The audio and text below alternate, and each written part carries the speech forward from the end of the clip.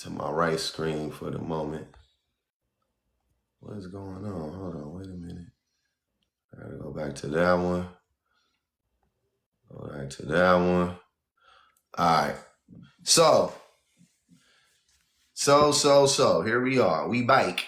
We What's definitely bike. So, yo, look, check this out. So, one of my mutuals, Penny, she posted about this, and I was like, yo, I gotta talk about this. This is very interesting. Hey, I just let you come up, bro, but I don't know what happened.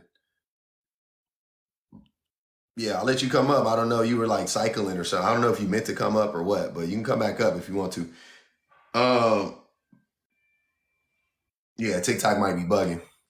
So I want to read a little bit of this article. Because, yo, this is like, it's like we knew this was happening, but yeah, it's like we knew this is what was happening, right? Like I knew this was what was happening, but now we have like some type of data to support it. You know what I mean? You know what I'm saying? I was trying to talk, but it wasn't going. All right, no problem, bro. Reggie said, blame it on dating apps. Funny. Definitely not blaming it on dating apps. The chart is almost perfectly correlated with dating apps. Yeah, there's a lot of correlation going on here. I don't know how, like, I've been trying to, this is like a part of what I be telling dudes is like, it's a connection between you, like your politics, your personality, like things of that, like they're all intertwined. That's why like politics matter. And so a lot of people are, it happened within the last 6 years.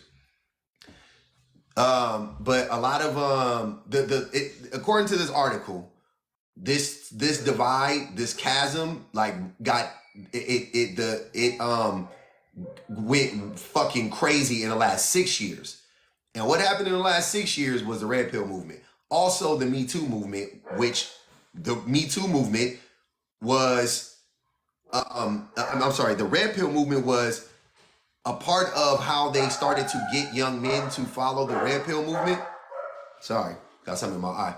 A part of how they got people to follow the Red Pill movement, young men, was because of the Me Too movement. So they captured a lot of young men after the Me Too movement because men were so threatened by the Me Too movement. But literally, men were so threatened by women simply just advocating for themselves that it caused a whole other movement. It caused a counter movement, pretty much. And the counter movement was the Red Pill movement. Now, the Red Pill movement had already been started prior to that. Don't get me wrong.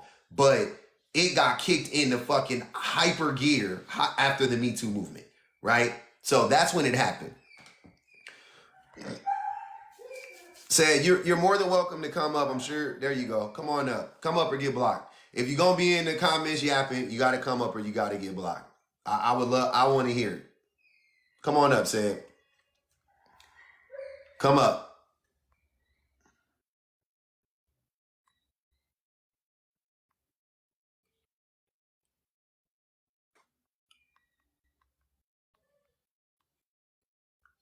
I'm very curious. I need to see this. Come on up, Said.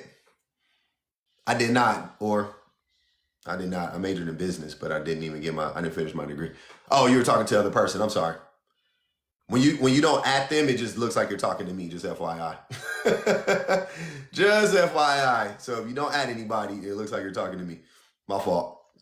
But yeah, so I'm gonna read this real quick. I'm gonna read a part of this article that I thought was very interesting.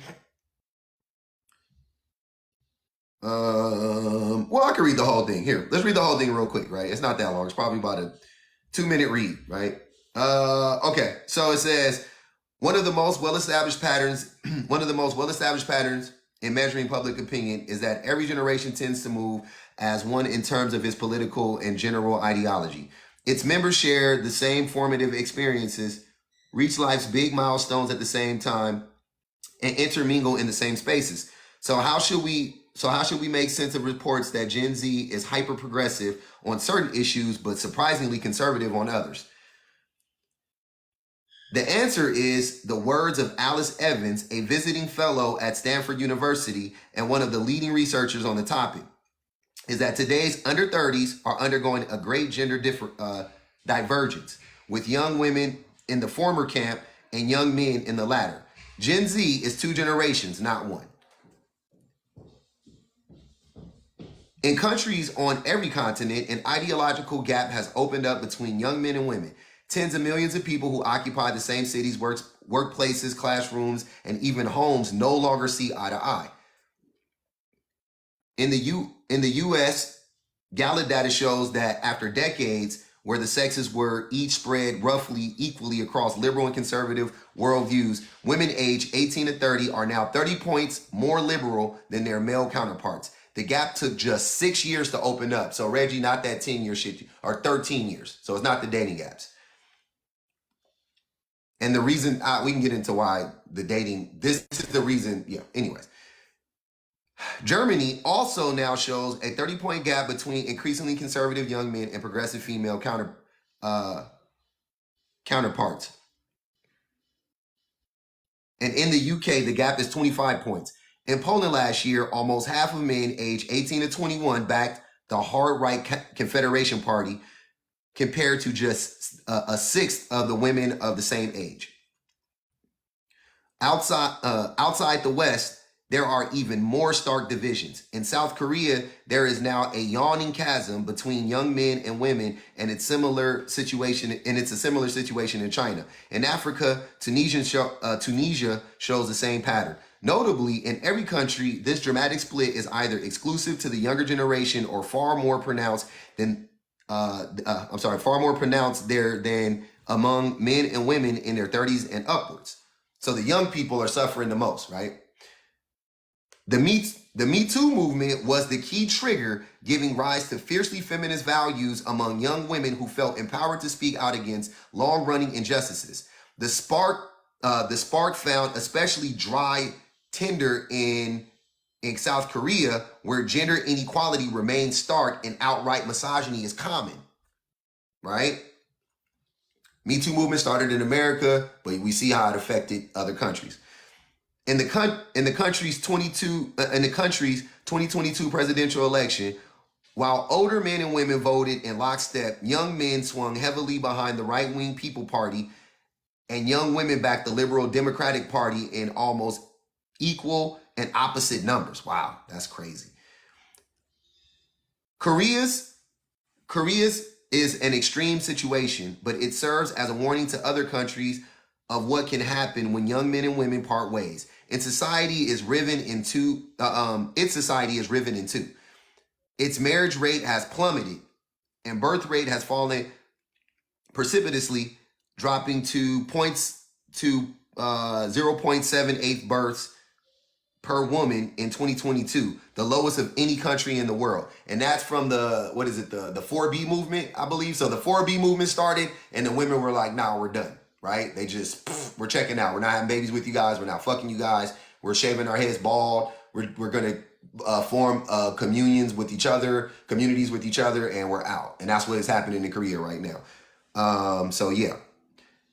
In the US, UK, and Germany, young women now take far more liberal positions on immigration and racial justice than young men, while older age groups remain evenly matched. So young men in America, UK, and Germany, so in the West, the young men vote pretty much like old people do. And we all know old people are like the bane of society right now, as far as politics are concerned, right? Like especially boomers. So if you are voting in lockstep with boomers and you're 25, red flag.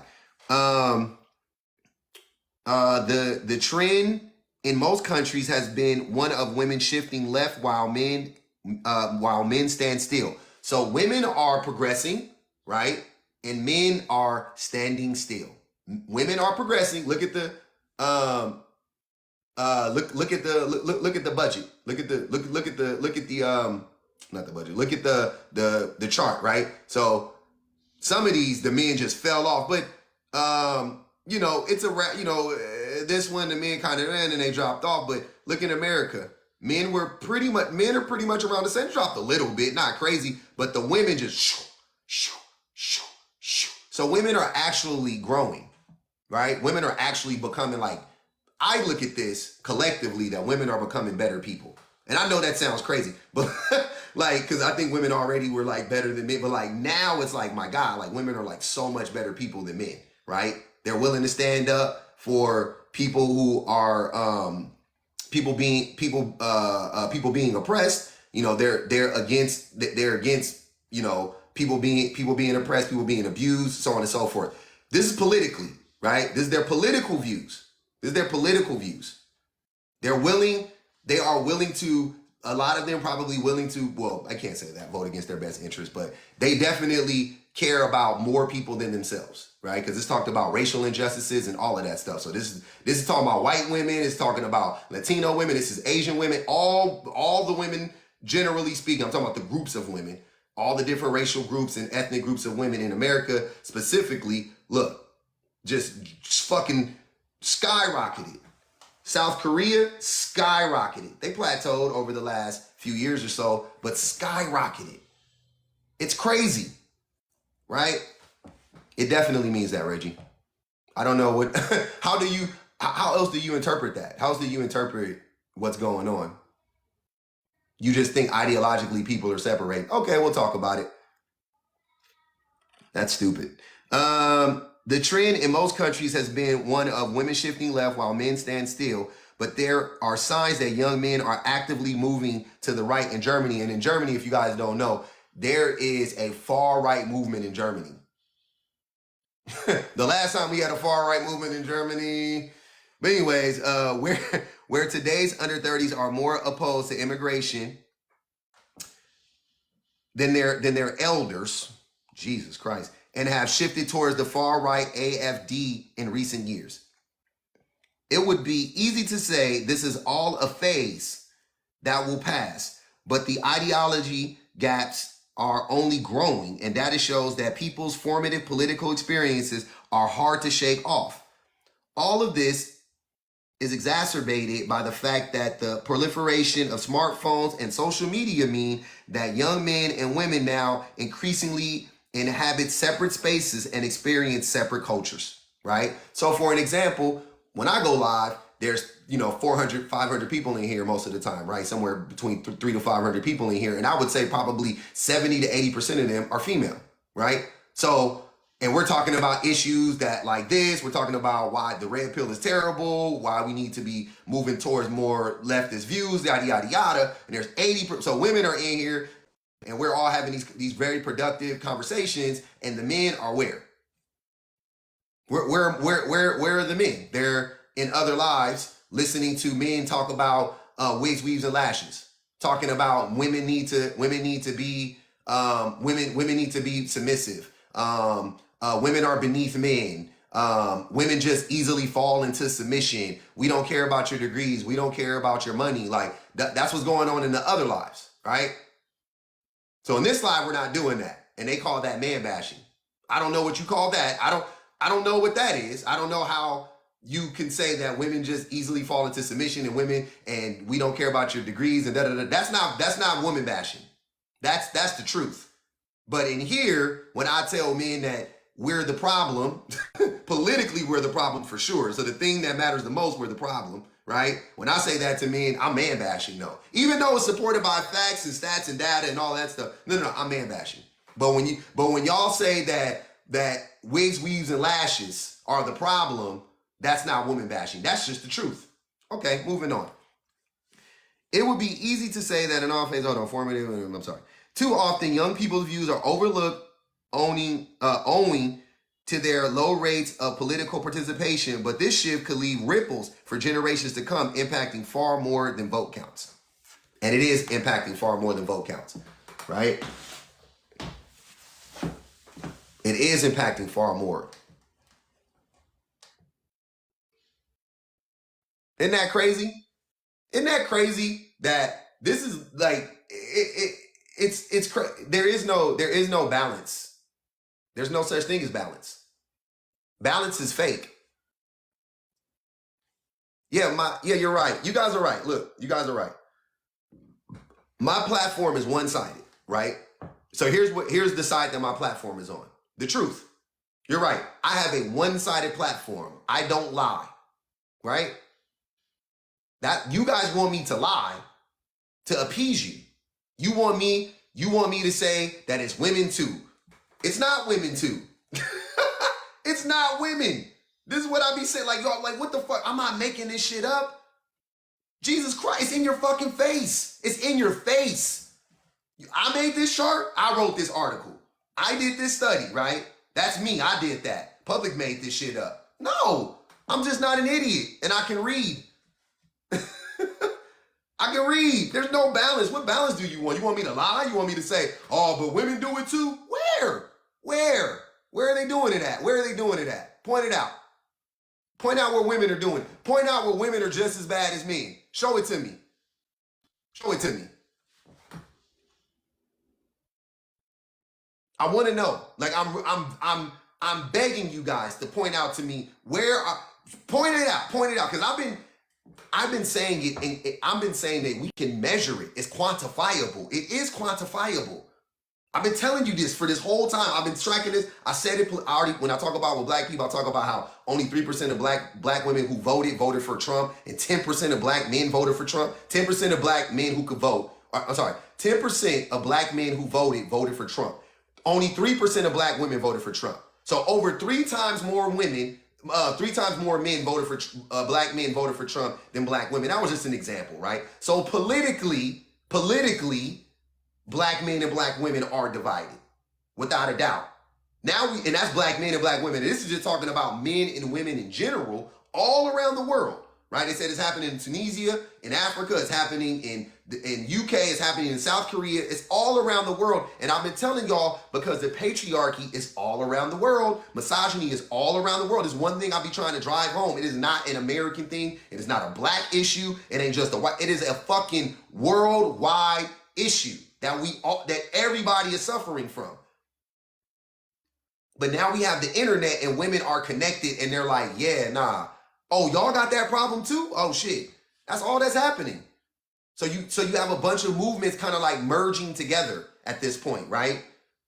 You have a lot of like sub movements under like the greater movement of like just like let's fucking blow up the patriarchy, but then you have these like little, other little movements happening all around the world simultaneously in all these countries. So once again, y'all gonna try to gaslight me and tell me that it's not happening, that the patriarchy isn't real, that women aren't suffering, they're not tired of it, they're not growing, it's men and women, and no, it's not. It's just not, man. Jesus Christ, like I really, not that I would want it to be that way, but I guess it would be easier to a certain degree to be able to pass some of the blame onto another group of people. It would make us feel better, right? I ain't gonna lie, it would make me feel a little bit better to know, like, men ain't that bad. Like, it would make me feel better. I'll be honest with you. It really would. I'm not gonna even hold you. It really, really would. But the truth is, we are fucking terrible. That's what I'm trying to tell you. We are terrible in the realest ways possible. Not just on like, we don't practice chivalry anymore. We don't open up the car doors for women and like none of that bullshit. I'm talking about voting. I'm talking about the things that actually are affecting people's lives, actually destroying our economy, actually destroying, people are unaliving from this, like from our policies and whatnot. I'm talking about that shit is happening all around the world. And men are at the center of it everywhere. And women are against it. Once again, though, this is proof that women don't have any fucking power. Because if they did, then these things wouldn't be happening. Clearly. If women had all of this power, then wouldn't things be different? Why is right-wing fascism on the rise all around the world? And we can see that women ain't got nothing to do with that shit. They not in on that. They're not in on it. They're going the completely opposite fucking way. And y'all want me to see. You're gonna tell me to not believe my fucking own eyes. You're gonna tell me don't believe my own eyes. Don't believe what you read. Don't believe what you see. Don't do that. It's both. It's equal. It goes both ways. Men and women are both. What? What's wrong with being conservative? Because conservatism leads to inequality. Conservatism leads to unaliving. Conservative leads to wars. Conservatism leads to what's happening in Israel and on the Gaza Strip, and what's happening in Yemen. And yeah, that's what conservatism leads to. Conservatism leads to wealthy people remaining wealthy and poor people remaining poor. Yeah. Oh, you don't know about that? You should study conservatism then, Olivia. If you don't know that what I'm saying is directly connected to conservatism, then you should study conservatism. You obviously don't know what conservatism is, because that's exactly what conservatism leads to, without a doubt. Without a doubt. What's the graph from? It's from the article that I just read. Yeah. Conservatism is oppression. That's what it is. Conservatism is oppression. There's no doubt about it. I don't mince my words. I'm out here to play with y'all. I'm not no fucking Democrat. I ain't no Republican. I'm not gonna lie to you. This is not CNN. I'm gonna tell you the truth. Everything about you, name a conservative policy, name a conservative trend, name a conservative name it. Name it, point it out to me and say, this is good. This will help everybody. Or this will help the vast majority of people. Point it out to me right now. Hurry up. Quickly. Since y'all disagreeing that conservatism equals death, pretty much. Equals unaliving. Point it out to me right now. I'll wait. What up, Jay? What's good, brother? So it looks like we're I can hear both you, reading. fam, if you're talking. Oh, wow. What about now? Yeah, greed is rooted in conservatism. Yeah, absolutely. You guys got to think, what are you conserving? I mean, especially in this country, what do you want to conserve? Wasn't this country built on the backs of slaves? We can't hear you, Jay. You might have to drop and come back. I can't hear him.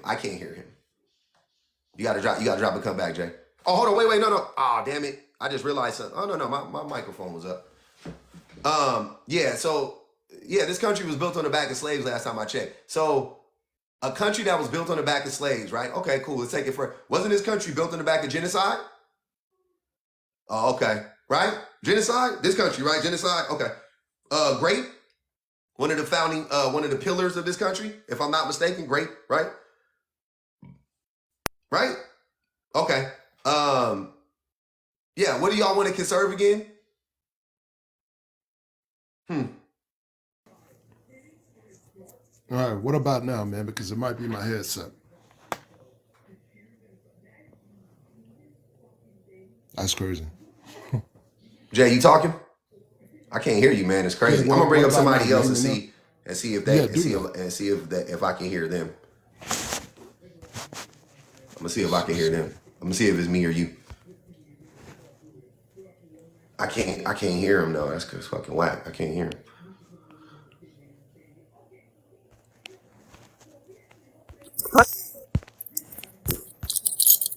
Hello. See, whoever that is, I can kind of hear them. Hey, what do you want from us? Hey, public. Yeah, and then I don't hear nobody. Oh, it's you. that's crazy because the comments can hear us too. That? Oh, we can do that. What do you want It's that? whack. $2. Yeah, I know it's me, but I ain't got. I mean, what the fuck? I might have to end. know why Oh, anybody- you know what? Hold on. You got us turned down. Can you hear us? Placing unit.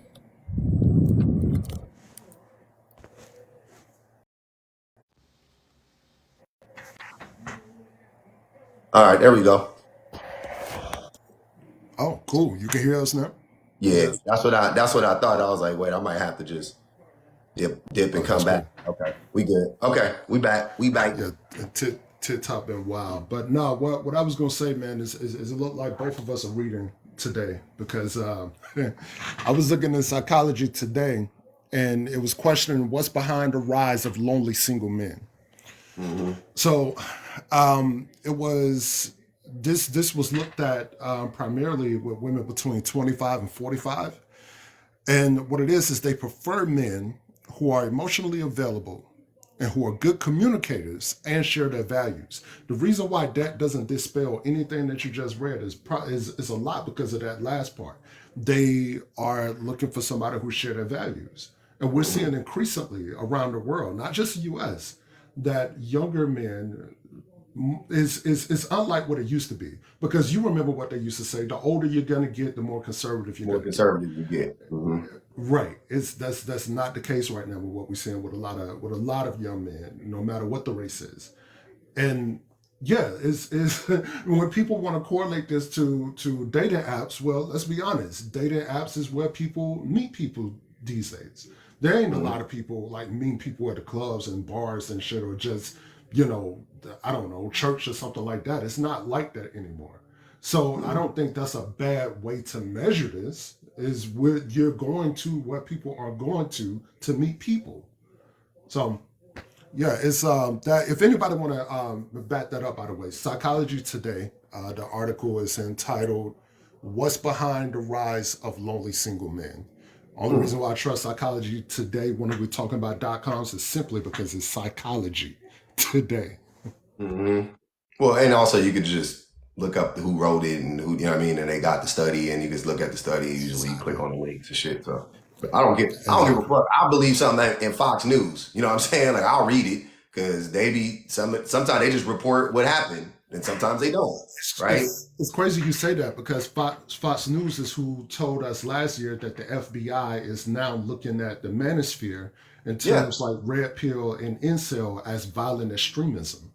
Yeah. So, exactly. I mean, I don't give a fuck who says what. All I do is if they say that, they say the FBI said that, then they'll link their sources, and I'll read the source, and I'm like, okay, so they're just reporting on these findings, and the findings were real. Okay, here we go. Right. That's how it works. Go ahead, Stan. Let me ask you a question, man. Yeah. You believe that feminism and the red pill follow the same suit and both being biased? Because I feel like a lot of, and I'm not a red pillar, don't get it twisted, right? Yeah. But under the same context, women, and I hear a lot of young gentlemen say this because I have an 18-year-old son, right? Who says, women can ask for things and have a preference, but if I do, it's shunned or looked down upon, and then it becomes a negative thing, right? So when we say things along the nature of women aren't accepting this and women aren't accepting that, is it a bias, do you believe, or do you believe that it's just men simply not stepping up?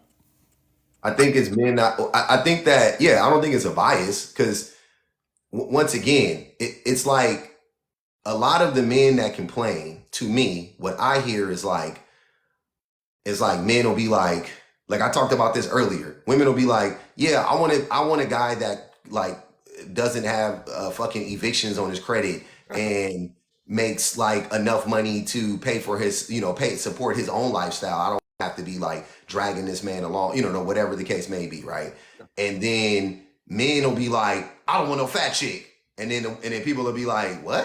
And then the men will be like, what? They got preferences, why can't I? And I'm like, but you do realize that that's not the same thing, right? Like one of them actually will affect you moving forward as a human being. Yeah, exactly. Jasmine said it best. The preferences that men are talking about are completely superficial, and the shit that women are talking, like I don't hear women really ever talking about what a man looks like. But like I've done hours and hours and hours of these lives, right?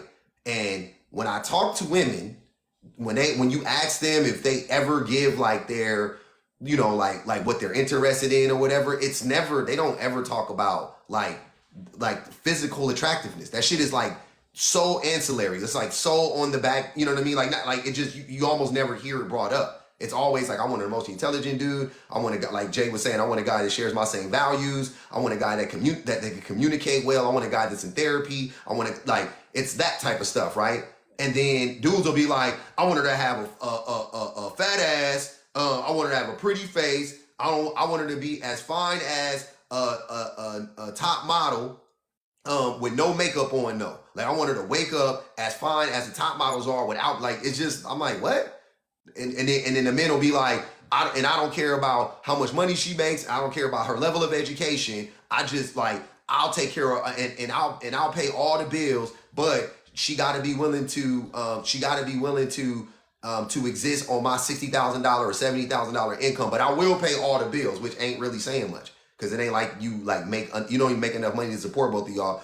But you want her to live in squalor with you so you can control her and so you can feel like you doing something and you don't got to listen to her at all when you come home from work. Like that is a part of the disconnect, right? That's not, women don't have those values. They're like, no, I want to work. I didn't go to school for nothing. I didn't do, you know what I'm saying? I didn't get educated for nothing. I didn't get good grades in school for nothing. I want to protect myself. I want to make sure that if we get divorced, I got something to fall back on. I got, you know what I'm saying? I got a career, whatever. I want to have a purpose. I want to, whatever. Women want to work like everybody else does. Okay, right? So there's a large disconnect, and it is not a one-to-one. It is not women are, it's not men are like, men like to lie and gaslight us and act like the things that they're asking for are totally reasonable, right? I want a woman with a low body count. I'm trying to fuck as many women as I possibly can, and I've had sex with 20, 30 women by the age of 25, but I want a woman with a low body count and practices extreme discernment. Like it's like, what? And then when you ask them though, well, how does that affect you? Why do you care about that?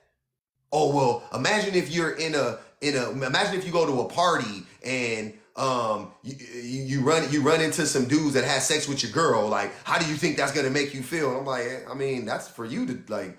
You can not feel anything if you want. You don't have to feel anything. You could be like a grown man and be like, oh yeah, I knew my wife had sex with people before me the same way I had sex with people before her, and keep it pushing. So it's just there. That's the thing. Like the men's whole approach is rooted in controlling women, and women want to be free. So there's a fight, and there's gonna be a fight until men just say, okay, you guys get to be fucking human beings. Until men start treating women like human beings. Go ahead, Wasabi. Oh, I'm sorry. You want to say something, Seth? No, I was just going to ask, what is it, 51% of men stop dating now? And once again, I'm not picking a side, men or women. I've been married for 18 years. So personally, for me, I'm winning, right? But well, I definitely am, but let me speed up a little bit so I can give her a chance, right? But do you believe that's why men have stopped dating altogether? I think they said 51% of men aren't dating now and aren't looking to date. I think men stop dating because they are uninterested. The writing's on the wall. I think the men who have stopped dating, like, okay, women have stopped dating men, right? So men, it's like one of those like, well, I don't want you either. Like, it's like that. But women stop dating men before men stop dating them, right?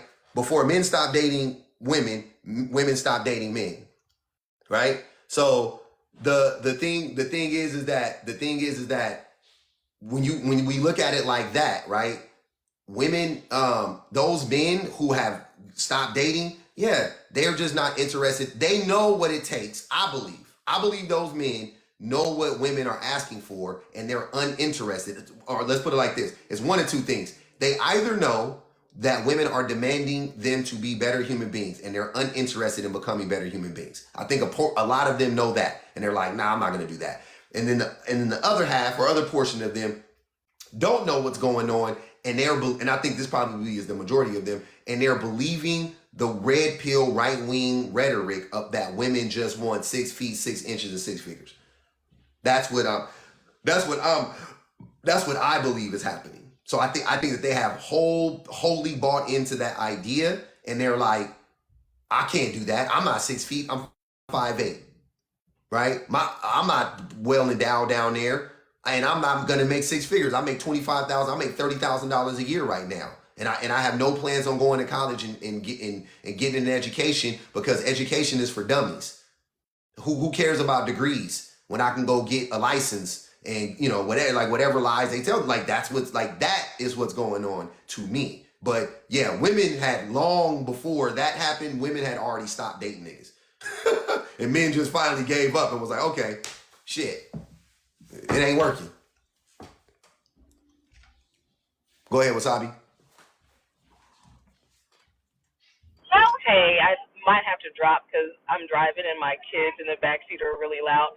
But I just wanted to say that on the concept of dating and wanting to be dating or choosing to be single, I think that the things that make a marriage or a long-term relationship successful is like you said, men either know when they're not interested in doing that, or they don't see the value in it. Secondly, I think that there is a lot that needs.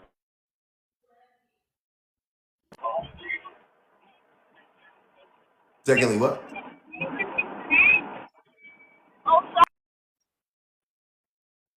Okay. Okay, can you hear me now? Yeah.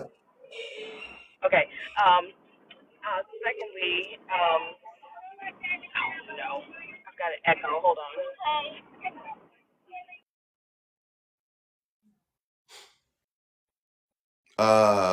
We'll give Wasabi a minute, and then we'll go to Bajan.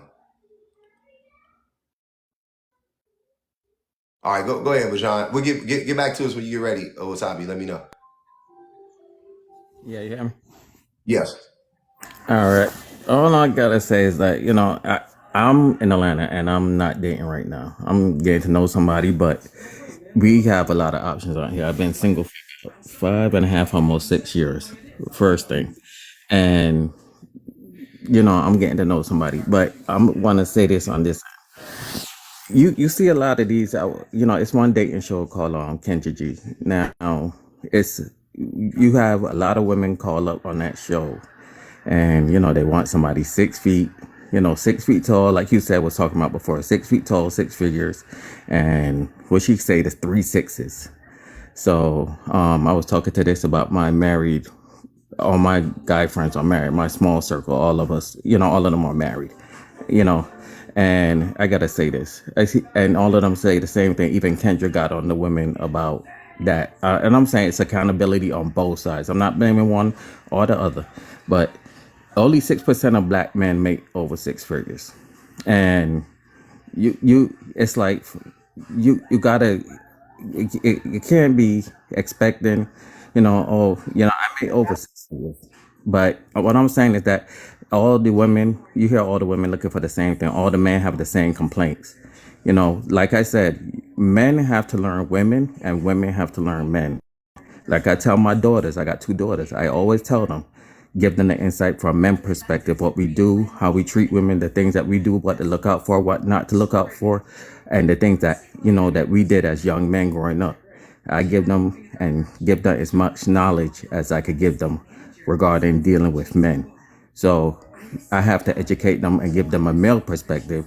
And I think vice versa, men need to give their young daughters men perspective, and women need to give their sons women perspective regarding, and if everybody could work together, then everything could be better. You learn the other sex and the other side of it, and then we know how to treat each other. Yeah, I don't think women have a problem treating men No, well or fairly. I don't think that's the issue at all. I think men have the problem with but treating women fairly. well, let me tell you, both parties, and it's bad women out there. Just how they have good people and bad people, it's good men and bad women on both sides. I Yeah, work but with. wait. Let me So ask you a I question. once again, before we get into there's bad people on both sides. These numbers say otherwise. I, I I just let want you to know wait. that what you're saying flies in the face Let of logic, facts, oh stats, no, data. It is I'm not a two-sided argument. That's why no. I was Let so let excited me to let me bring it. say No. Listen, that is why I was so excited to bring this to people's attention, right? Because it's clearly not a two-sided argument. It is not two-sided. It is not both parties are responsible. It's one party is responsible for the drama. One party, not two, now. brother. Now Not both of us. your political, that up there is the ideology and political beliefs. Your political beliefs has no interaction in how you treat a person. Yeah, And 100% right, that's the stupidest shit I've ever no, heard. but That's they literally the 100%. stupidest shit I've ever heard. no, Your your political political beliefs is how you ideologies, treat a person. no, your political ideologies, 1000%. How you treat people and your political ideologies align. Yes, they align. I And I have also, I that is stupid. Secondly, that's stupid if they don't. Why wouldn't they align? Right. Why wouldn't your political ideologies align with your personal ideology? Like, so what the fuck? so let That's me But so wait, I got two Bajan, I give me got a moment. Wait, Bajan, real quick, because I hear this a lot from a lot of brothers. So I want to ask you, when you say women should be, they should be held accountable for some things, what are those things that you're talking about exactly, if you don't mind spelling them out for me? okay, like I tell my daughters. I got two daughters. I was like regarding No, the one thing I your daughters, I'm talking, what's the list of that's things what that let me women should finish. be Let me could I holding speak? themselves Could I accountable speak? for? I'm explaining something to you. What I'm saying to you is that some of the things like, okay, regarding choices, we have a lot of, and the one thing that gets on my nerves that I don't like, especially with women, the decisions made. I know a lot of young women that has four kids from four different men, and Don't wait. Bajan, you don't know a lot of women. yes, I Don't lie. do. Yes, I You do. don't. Yes, I You do. How don't. you gonna tell me that I don't I know know them? because you're lying. Because you get up I'm here and lie lying. because You that's want so me to name rare. them all for you? That's so rare. That's Look, rare. Bajan, That's stop. rare. It's That's super rare no, it's for not. No, it's it's not. extremely No, Bajan. it's not. It's First extreme. thing, one Oh thing. my Bajan, I don't want to drop you, brother. It is super rare for a woman to have a child with four different baby daddies. Super rare. Don't let these do not. I know you guys live on the internet and you think that I we am do too. talking to you about You people think, I wait, know sir, please don't personally. interrupt me. You think that we don't know the real world because you see us on the internet and you think we're like you and we don't know the real world. But I'll tell you right now, sir, I know the real world. There is fucking so few women have four baby daddies. There's not that many women that have four baby daddies. Fucking rare shit. Rare shit, bro. Like, less than 5% of women got four baby daddies, bro. And you said you know a lot of them. What's a lot? Two? I don't even think you know two. But what's a lot? Because I don't know one. And I grew up in the hood, and I grew up I grew up in the hood, dirt poor, fucking in poverty, and I don't know one woman that got four baby daddies. You talking about you know multiple women that got four baby daddies. I call cap. That's just me. You can try to convince me otherwise, but I think you're lying, right? I want to hear his list because I'm taking this down because it's going to be interesting. I've seen this happen before. I want to know what's second on that list.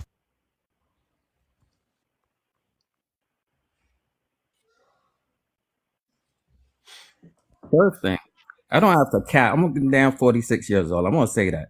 And why I need to lie about women that I know that have kids by multiple men? That's the first thing. Multiple men or four baby Give me the daddies? second Four one. men. Give me the second one. Go ahead. Four. Okay, but keep Four. going. I'll I'm let Jay get 46 back to years his old. question. I'm Go ahead. 46 years old. Okay. And that's one of the things that I was talking about regarding, you know, picking, picking men when it comes to that. And another thing, we have a small circle at work. Now, you telling me that it's not, it's never this one guy that don't want to get married again. One wife stabbed him. The other one had HIV because she was running the streets. That's what I'm trying to explain to you. Everything is a two-sided story. It's not always one side. It's not always one side. So We what is want it? the list, though. List. We're waiting on the What's the list of second one on your things. list? The list. That's the second one. My first one is decision making regarding who you pick, regarding men. And the second one is accountability. It's never accountability. When you say accountability, what Accountability do for they what? need to be accountable for? Is what I'm asking you. Accountable for name the things they Okay. need to be accountable for. Okay. First one, like I said, was decision. Second one was regarding the what was the second one? The second one was regarding putting the blame on one side regarding your relationship. It's always What? one side of the relationship. If something fails, John, can I putting help the you out, blame brother? because it's never one person Can I help you fault. out? Can I help Wait, you? whoa. Time out. It's never No, one it's person's never fault. 100% fault in a relationship when it goes bad. It's never 100% fault when a What? relationship go bad. Sometimes it is. Sir, that's a lie. That happens.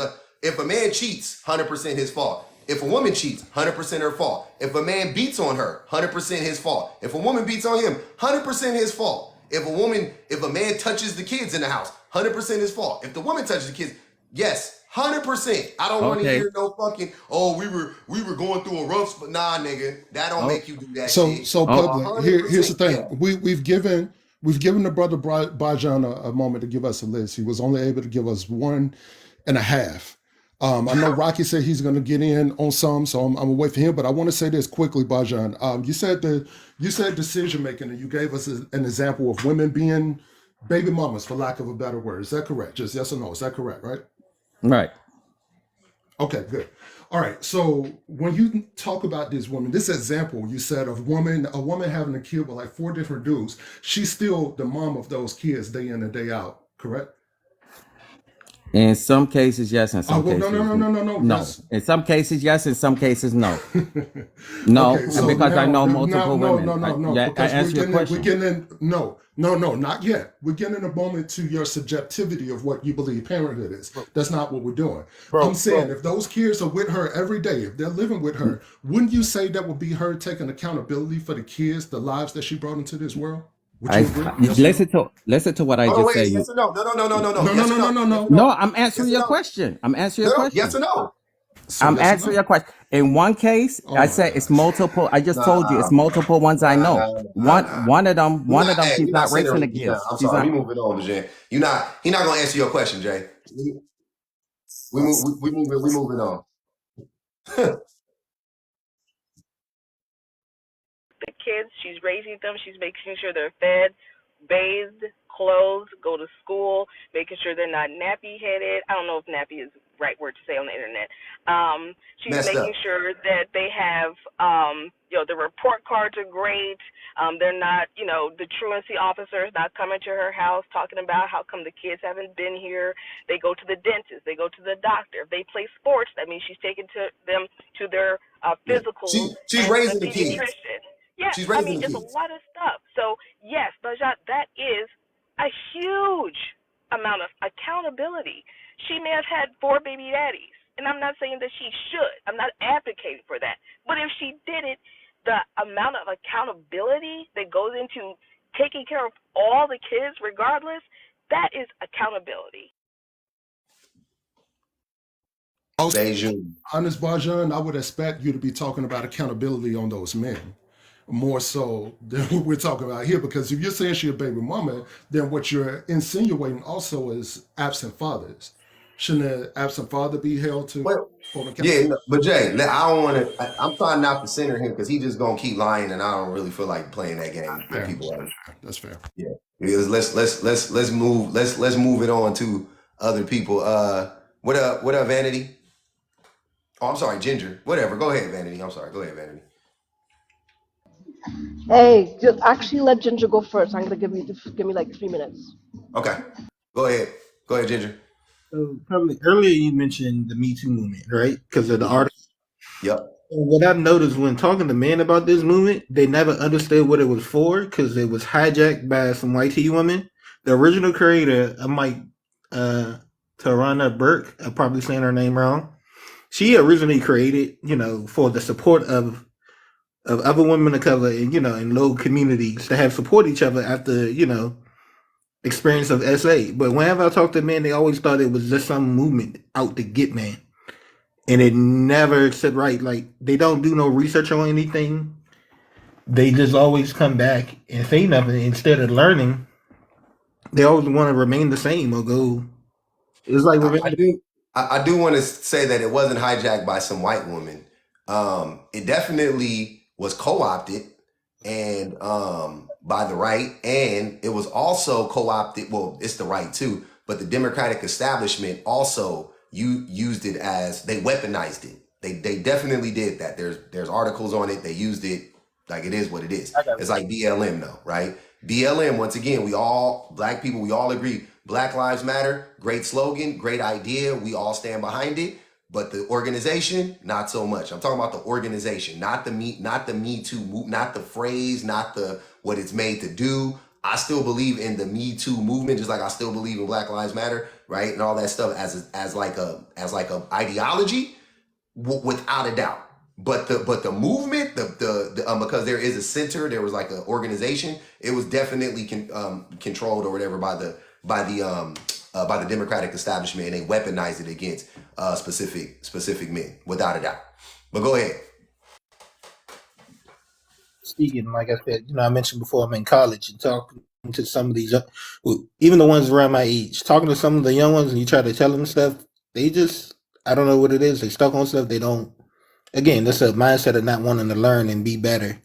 Mm-hmm. Even when I'm talking to the young ones, even some of the young women, I got a classmate. She tell me that she's 21, I think, and she tell me about an ex of hers that's like 10 years older, and I'm like, you need to block that man. He's weird, and she's up there defending him.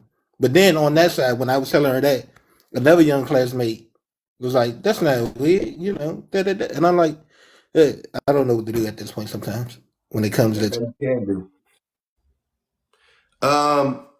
Wait a minute. OD247. Are you a white person? No, I'm not. White. Oh, okay. They was asking you if you was white. I don't know. I just seen I the seen thing. that. I guess they said that because I said all lives matter. I mean, I believe all lives matter. Black, white, all of them. Everybody life matter. We do too. Come on. We do too, though. That's just You my don't think, saying. wait. You don't think black people believe all lives matter? You think we were saying that only black lives matter? No, that's just my saying. I say every time I hear Black Lives Matter, I say all lives matter. Yeah. Why say that? Why say that? Because they do. I think. Okay. Wait.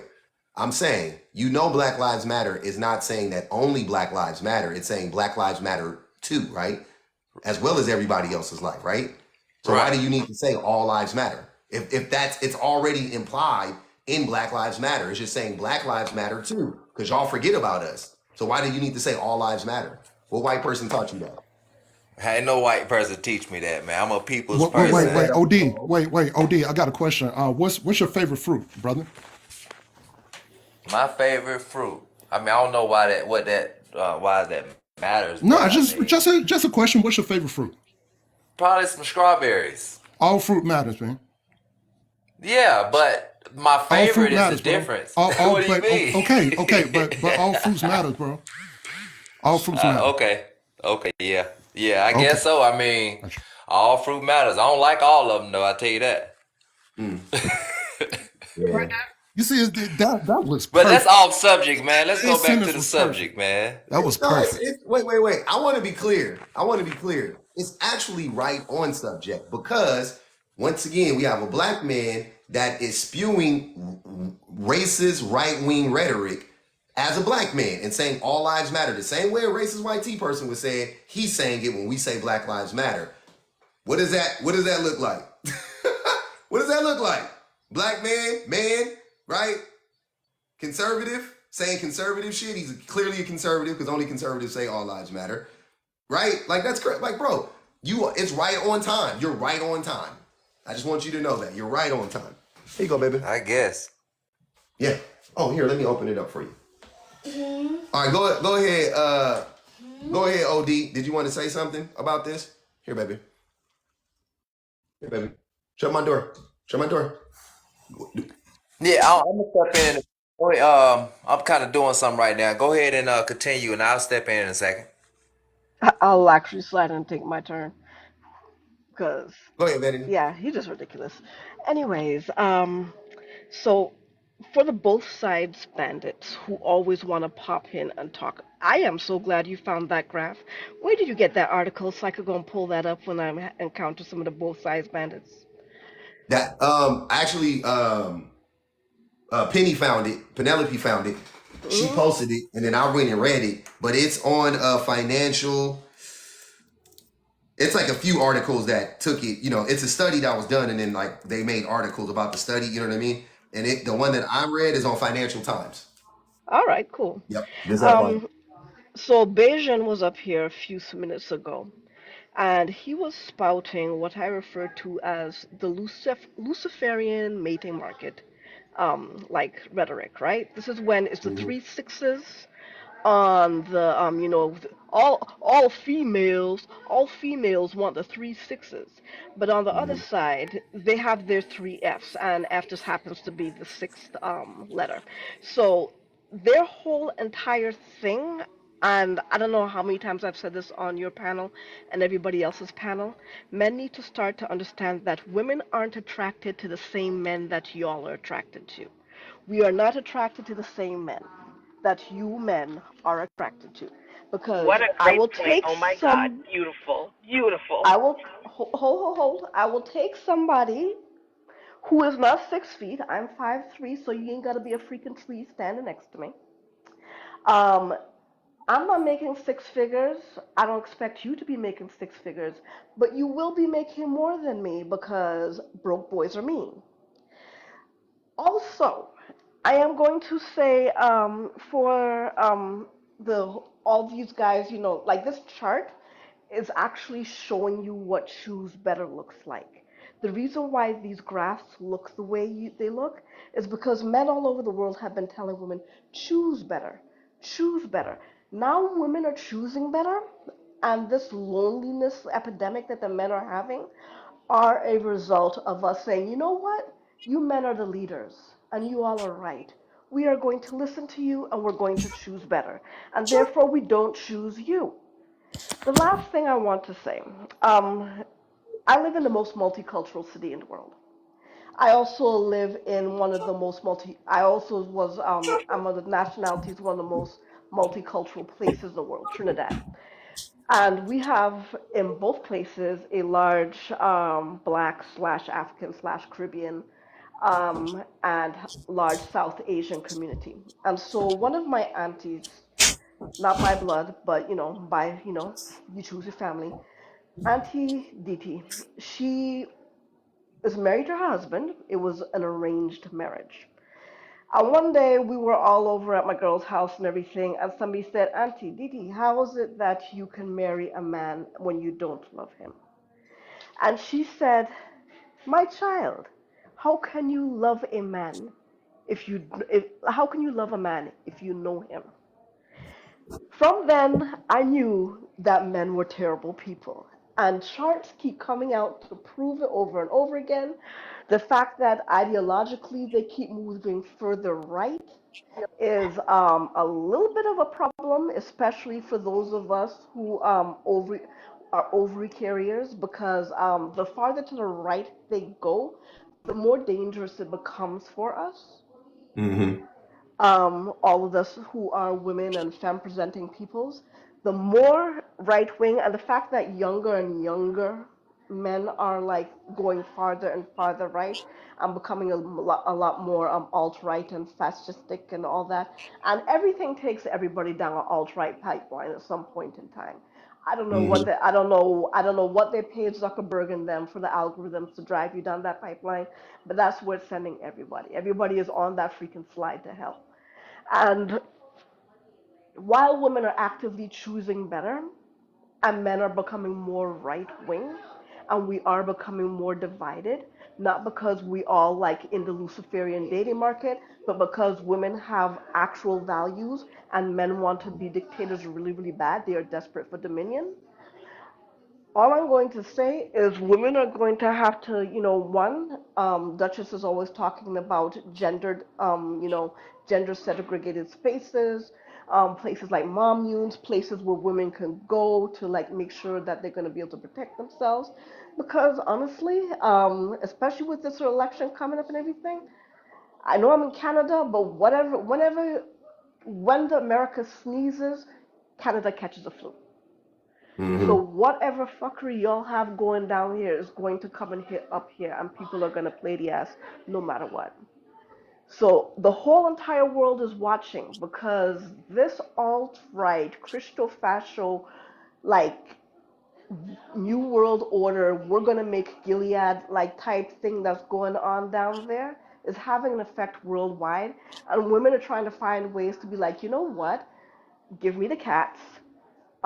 I didn't hit the wall. I built it because I need to determine who can come in and who can come out of that wall, like on either side of that wall. Because honestly, Like these meals are getting real dangerous, and the fact that you could sit here like the both sides bandits have become well, it's both sides.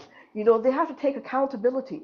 Well, what do they need accountability? Take accountability for? For accountability. I'm like, you are saying words. Okay, you're definitely saying fucking words, but like the fact that you don't know how, like, you have your NPC talking points and Hmm. you keep like fomenting all the other boys under you with these same talking points. Nobody knows how to process their emotions. Nobody has any like values other than I need somebody I could subjugate. Nobody has any kind of emotional intelligence, or they don't know how to actually comprehend the material that is coming towards them and interpret it in any kind of way.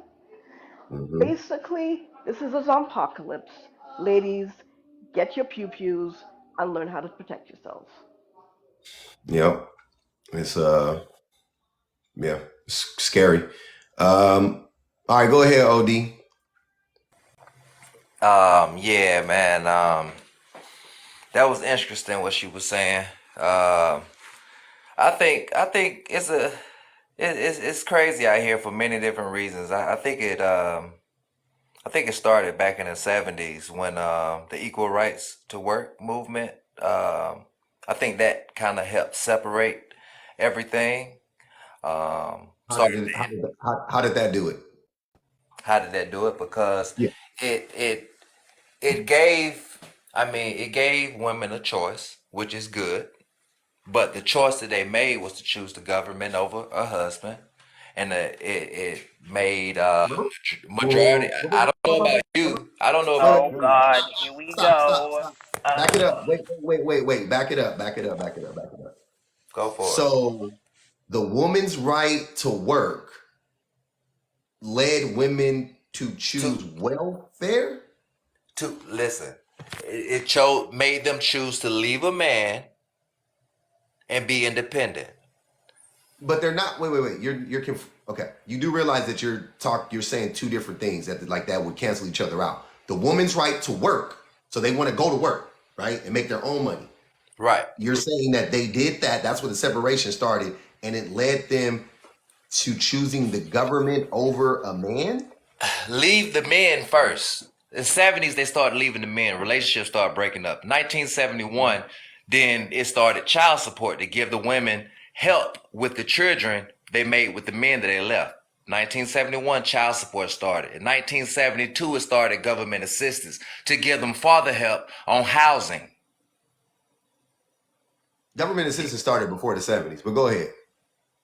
It started before the 70s. Well, as far as my Yeah. document, what I Black, looked up. you mean black people didn't have access to it to the 70s, maybe, but it started before the 70s, though. No, I'm talking about, But go I'm talking on, about bro. blacks. I don't know about other communities. I'm talking But we about should black talk about all communities. the communities, though, because once again, I'm trying to let you guys know this is not a black issue. It's not a white issue. This is a It's man-woman issue worldwide across worldwide. all And it's ethnicities, horrible. all races. It's a worldwide issue. So there's no need for you to start talking about in 1970. How would that explain what's happening in South Korea, sir? Let's think. Try to be more logical, right? Well, So I'm gonna don't. leave it alone because I don't know what's going on in South Korea, or Yeah. or So you don't. Germany, or UK. Yeah. So you don't know what's going on around the world. So you should listen then, right? It's not the time for you to come up here and offer us some talking points that you heard regurgitated on TikTok, right? Like you clearly haven't studied it at all. You don't know what you're talking about. I'm just being honest. You don't know what you're talking about. And it's not Are even you an opinion. are It's you not are you an married, opinion sir? based. Huh? Yeah, I'm married. Are Yeah. you? Yeah, me Yeah. too. So No, I Me just too. asked. I mean, come on. Yeah, I just asked. That's Donald just the Trump is question. married. But Look, wait, OD, OD, I want to address. Wait. OD. Donald Trump is married and his wife hates him. Who cares? Your wife probably hates you too. You see what I'm Hey, saying? Like, But wait, OD, and actually, she don't. look, But that was I just the want to question. wait, OD, I want to address what have you're you talking seen about how in the Melania treats 70s. Donald Trump? Like, have you seen how they interact with each other? She Yeah, that's clearly hates crazy. that man.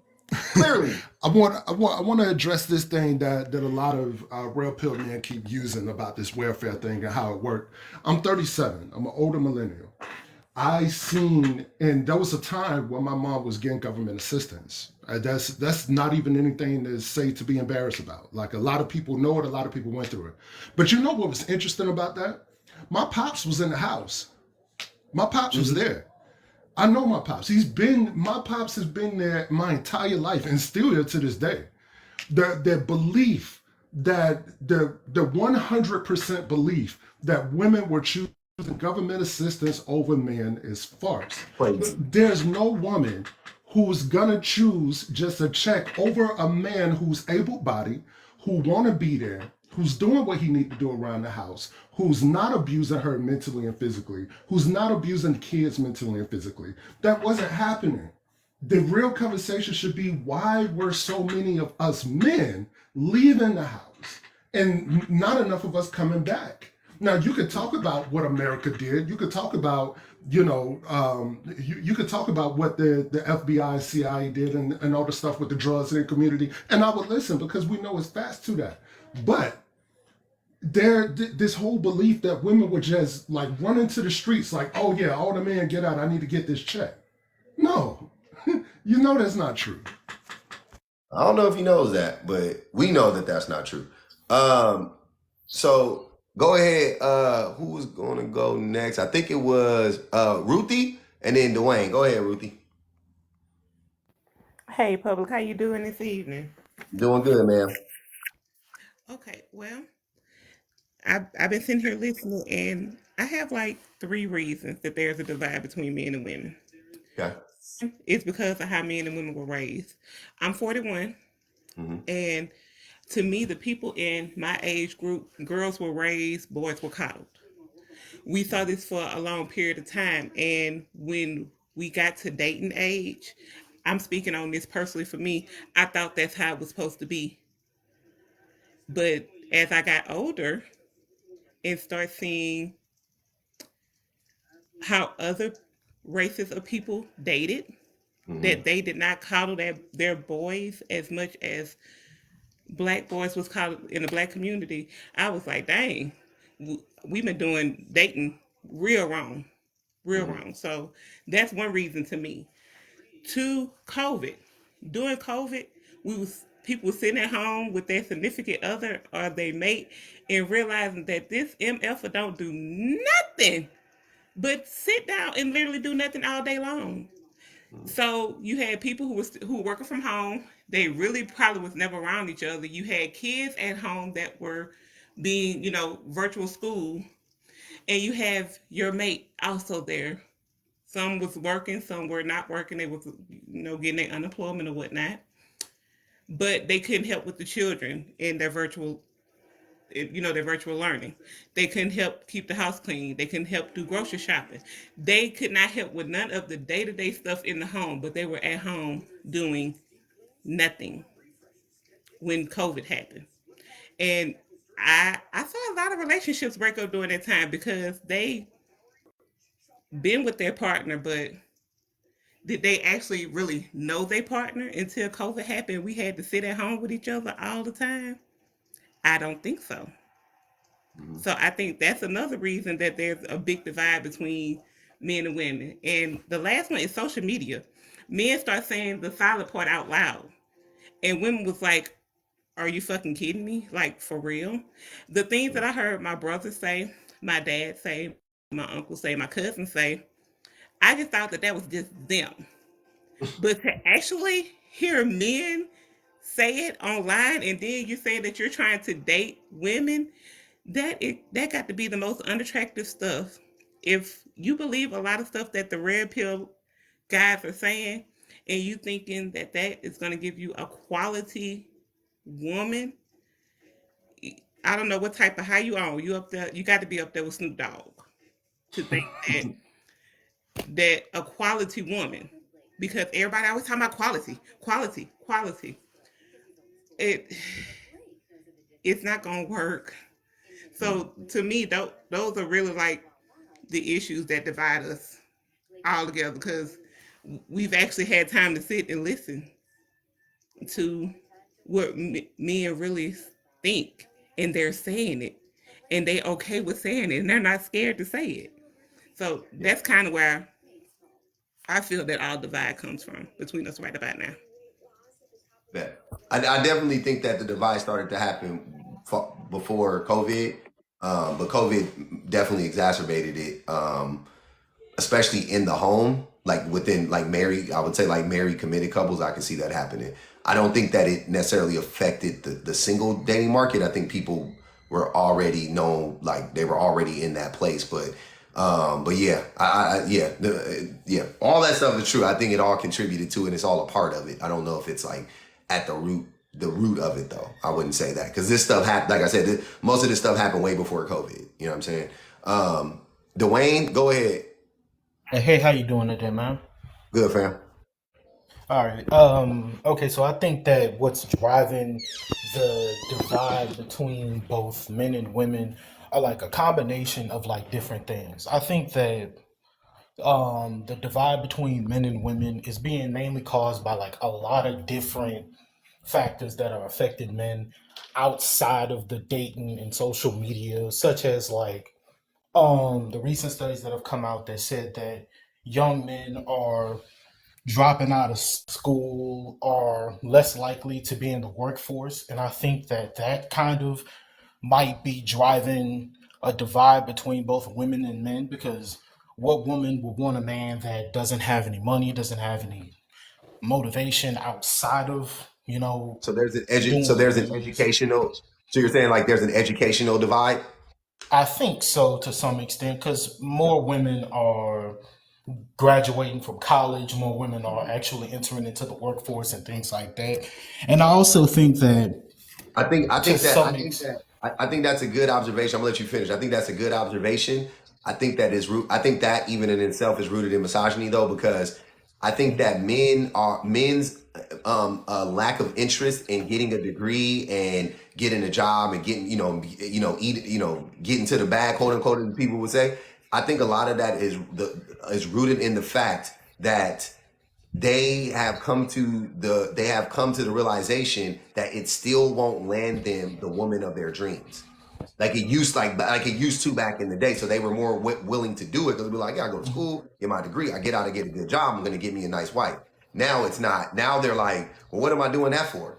Because even if I get that stuff, they're still not going to choose to be with me because, and they don't know the because. They think that it's because I'm not going to make six figures and I'm not 6 feet and I don't have a what is it, 6 figures, 6 feet and 6-inch dick. I don't know what that last six is, but I think that yeah. I think it's that stuff, right? So go ahead, though.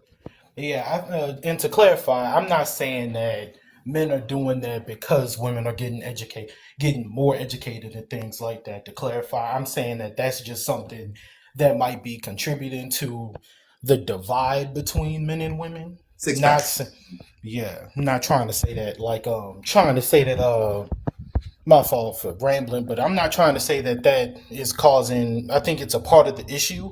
I think mainly it's because of social media and like a lot of the Andrew Tates, Jordan Petersons, and like all these other things. While they might say a good few things that like might actually help the average man, I think that their advice is more poisoning the well of the division that was already happening.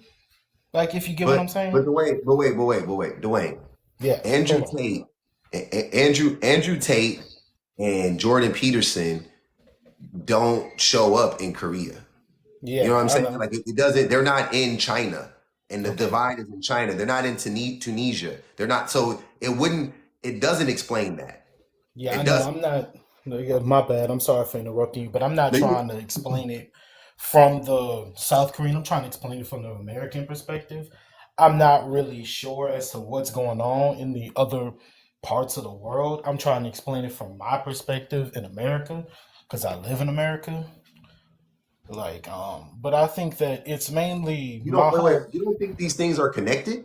I think these things are connected, yes. I'm trying to explain my whole point. Like, I think they're all connected. I think it's a whole host of different issues that can't just be boiled down to just is the red pill like to blame for the divide between men and women. I think the red pill podcast, the manosphere, and things like that are contributing to it, but they're not necessarily causing it. If you get But what I'm wait, I saying. never said anything about a podcast. Oh no, I'm not You know, the saying I'm red not. pill movement existed before they were Yeah, pop. I understand. Yeah, you see what I'm saying? Like, Yeah. so let me clarify. and I put it in parentheses. So anti-feminist or colon, sorry. Semicolon? Yeah, semicolon. So what I'm saying is that anti-feminist, right? We call it red pill, but because red pill doesn't exist all around the world. I know that. That's why I put anti-feminist in there but anti-feminism does exist all around the world. The same way feminism exists all around the world, right? Yeah, especially in like South Korea, because I think South Korea, like it was reported on in South Korea that it was experiencing a wave in anti-feminism. I think like around 2, maybe 3 years ago, if I'm not mistaken. Somewhere around there. Yeah, somewhere around there, like 2, maybe 3 years ago, it was experiencing a wave of anti-feminism. But I'm like my main point that I was trying to say is that I think it's a collection of a whole host of different issues that are being revolved around like education, like the education gap between men and women, and it's like not necessarily wanting to get that education, but it's like how do you get that education? And then I think people I'm trying to explain my point. I'm sorry if I keep on rambling. I'll let somebody go after this, but I'm saying like I think it's too much like of a complex issue to like kind of boil down into something like this. I think that the education gap and like the divide in values between women and men is kind of getting wider and wider due to like a whole collection of things, but I think it's like mainly driven by social media a little bit.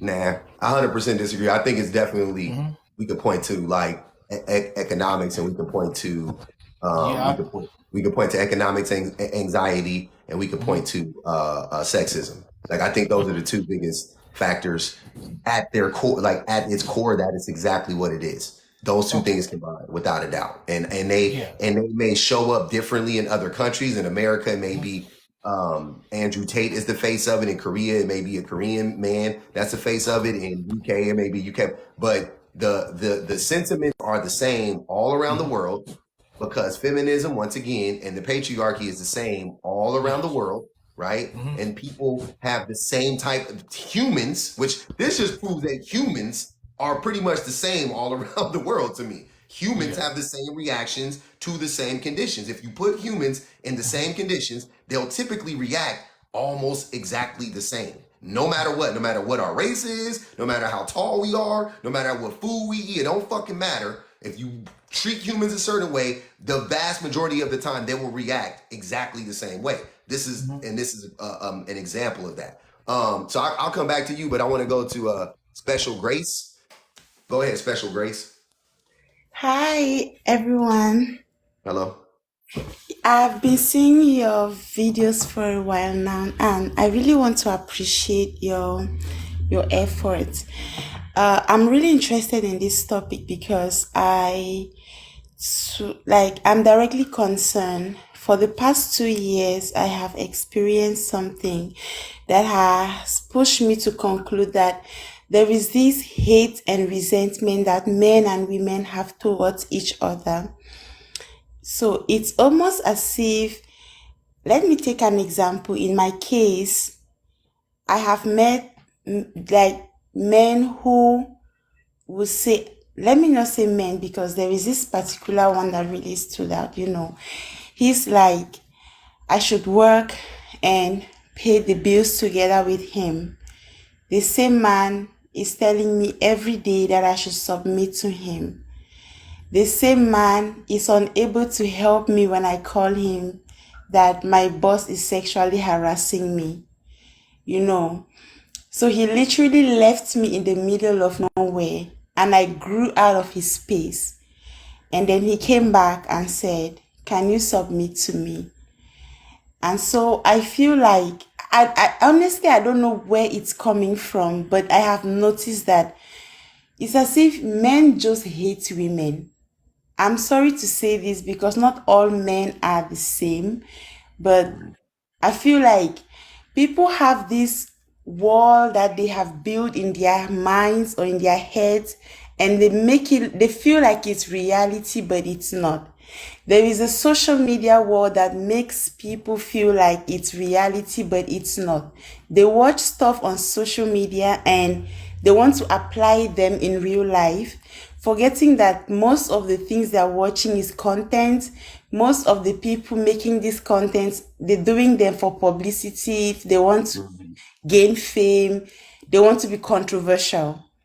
And it really baffles me. This guy, he made a statement that till today I cannot forget. So I was talking about Steve Harvey and his comedy, and this guy openly, said, I don't like Steve Harvey. And I said, why? He said, because he supports women.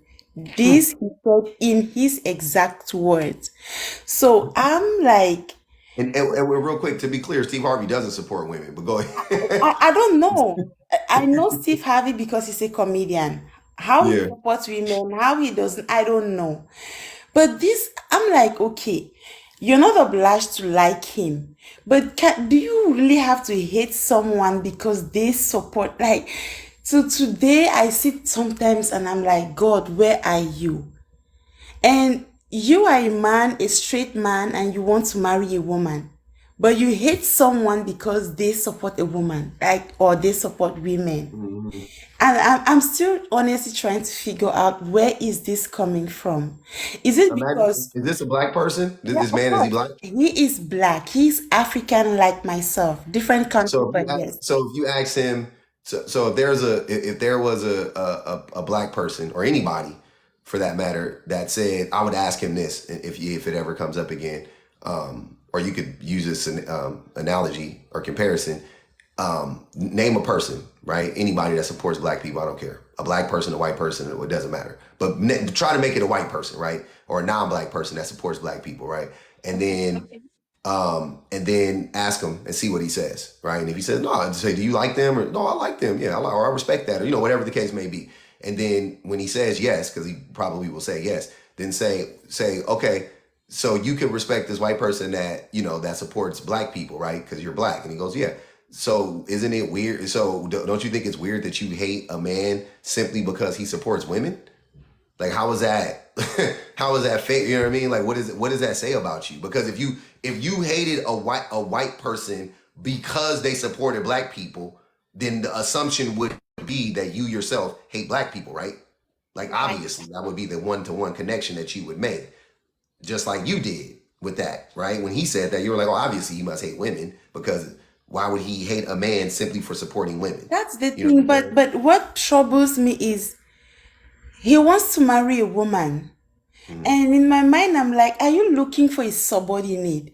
Are you looking for someone you just want to oppress? Are you looking for someone that you can control? Yes. Because I don't understand why you will say you hate someone because they support women. Like, not even because he did something. No, just because he supports women. Yeah. And I'm like, I don't know where this is coming from, because I really feel like there is You this don't know where it's coming from? hatred between men and women. Come again? You don't know where it's coming from? I don't know, to be honest. It's definitely coming. We're talking about it right now. It's coming. Society teaches men this. Men teach men this. Some women do. Women have internalized misogyny. They'll pass it on to their sons. They'll pass it on to their nephews and whoever else. But yeah, by and large, it's the men in society that teach other men this and lie to other men. I just want to say something real quick before I go. I'm preparing my dinner. So I'm a woman. I'm African, and the way I was trained, I'm a Christian, by the way. So I know some basic principles when it comes to family, when it comes to homemaking, and I believe that men are supposed to be the head. But the way I see how men are going about this, leadership today, it's almost as if men want to be men and they want to be women. They want women to be women, and then they want the same women to be men. I don't understand how they want that to happen, because I understand that being a woman, when you see a woman say, I'm independent, it's most of the times it's like a trauma response. It mostly comes from a place of pain. They have, how we say in Africa, they have seen shege. They have been through a lot of pain. They have had to pay a lot of bills themselves, fight their fights themselves. They have been through a lot themselves, that they tend to say, okay, I don't even need a man to do this for me. And for a woman, that kind of woman to become submissive, as the black men love to say, she needs a real man that will come in and say, see, I have you now. I can help you. I can see, make her feel like, okay, I can actually have confidence in this man. I can, trust this man with and she will automatically submit. But now these men come and they want you to still be in that state. They don't want to say, okay, I'm taking full responsibility, because me, from experience, what I have been through. Wait, special. I'm sorry. This is going on a long time. I really want to I got some other people up here too, and I just wanted to address, and I want other people to be able to respond to you. Why do you think men should be the head of the household? Why? Besides the Bible, but not leave the Bible out of it. You personally, why do you believe that? Okay, I wanted to say from my biblical perspective, but if you say I should leave the Bible out of it, Yeah, maybe I want it because you have to I believe it. Like, you have to rationalize it. So yeah. why do you believe that? Okay, I just feel like that's I don't know. That's where they are good at doing that.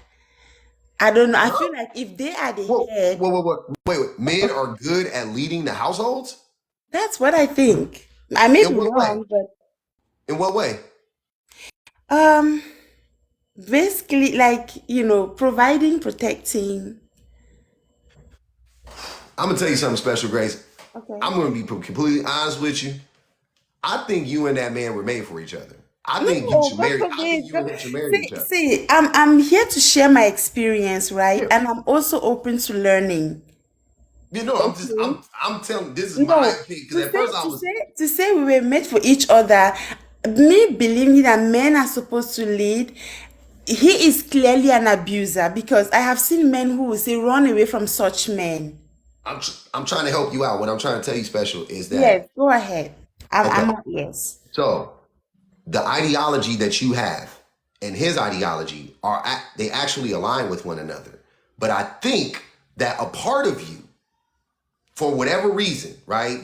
Because you're smart, because whatever it is, there's a part of you that you reject a part of it on its face, because you're like, that doesn't make sense, right? Like, a part of you is rejecting the indoctrination, right? The religious indoctrination that you're under right now, that you're a part of, right? That you've been subjected to.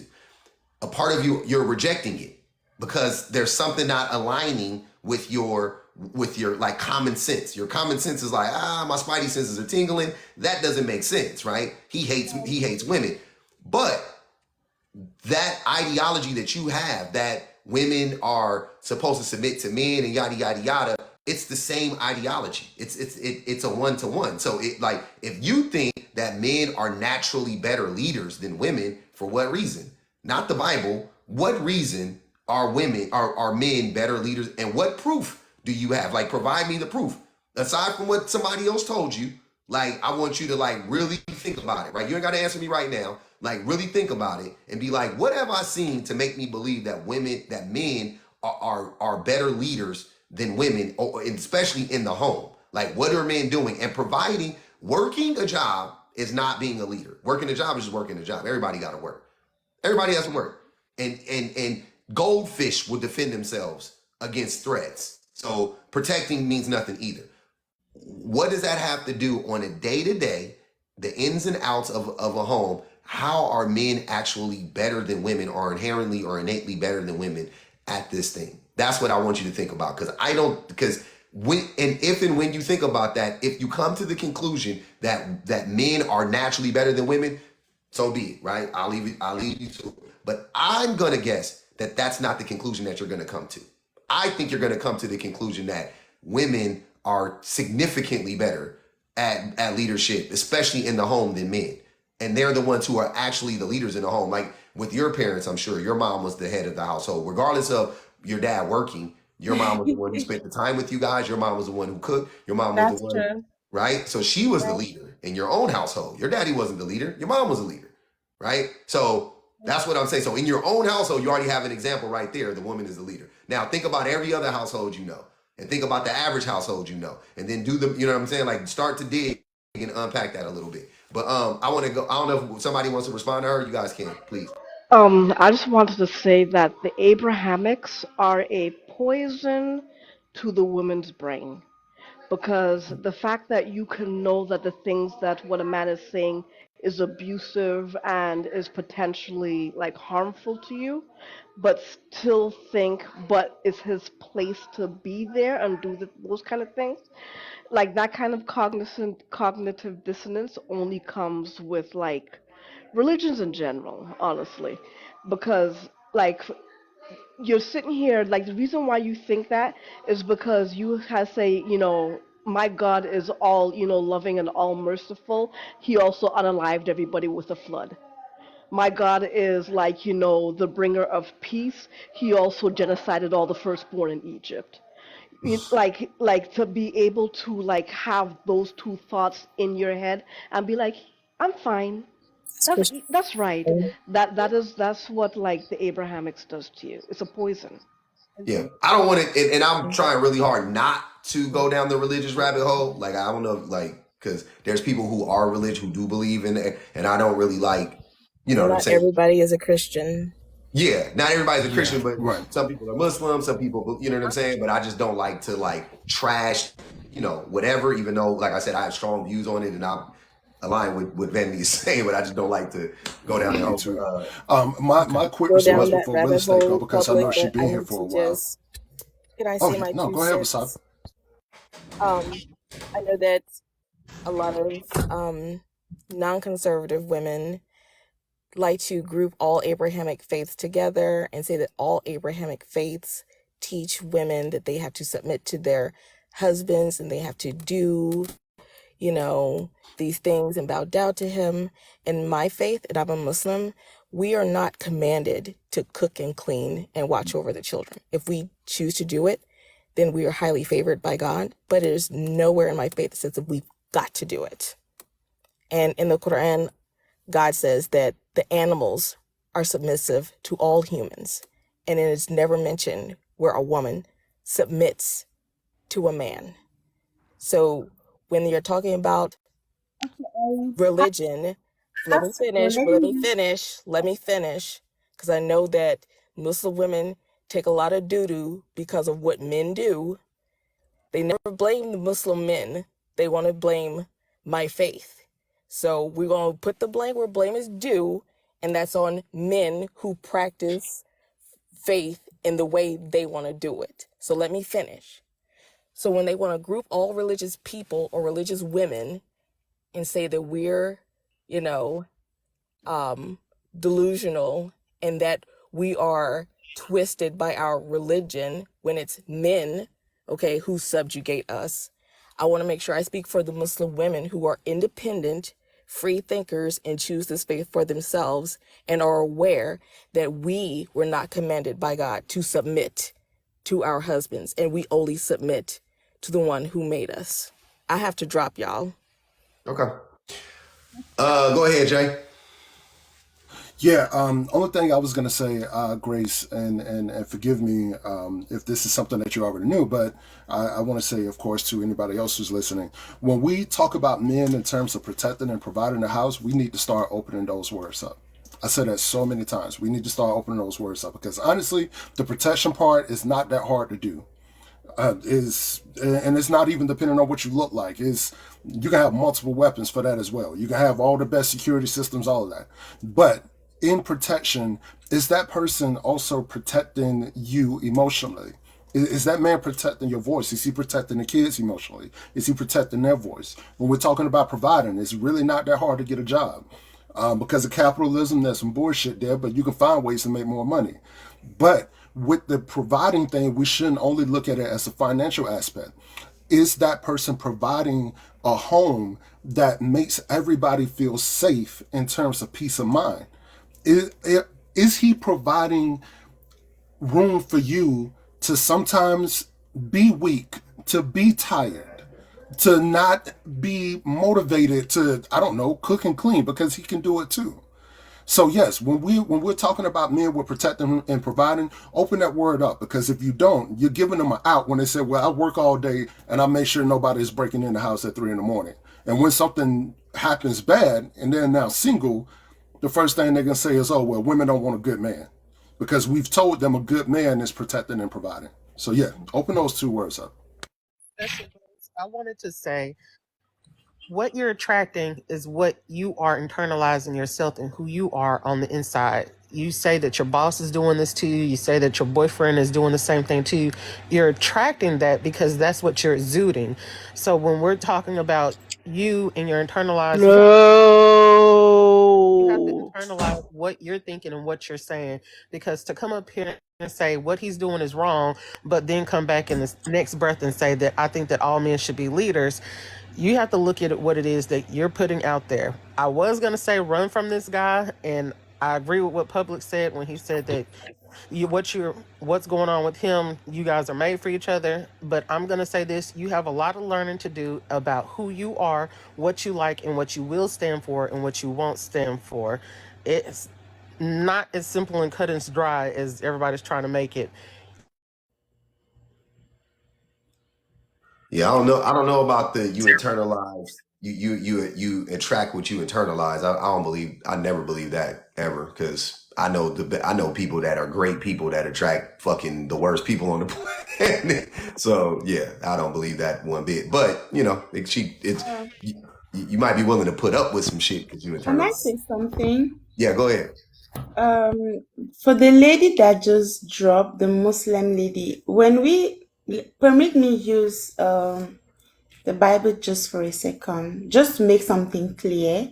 Hmm.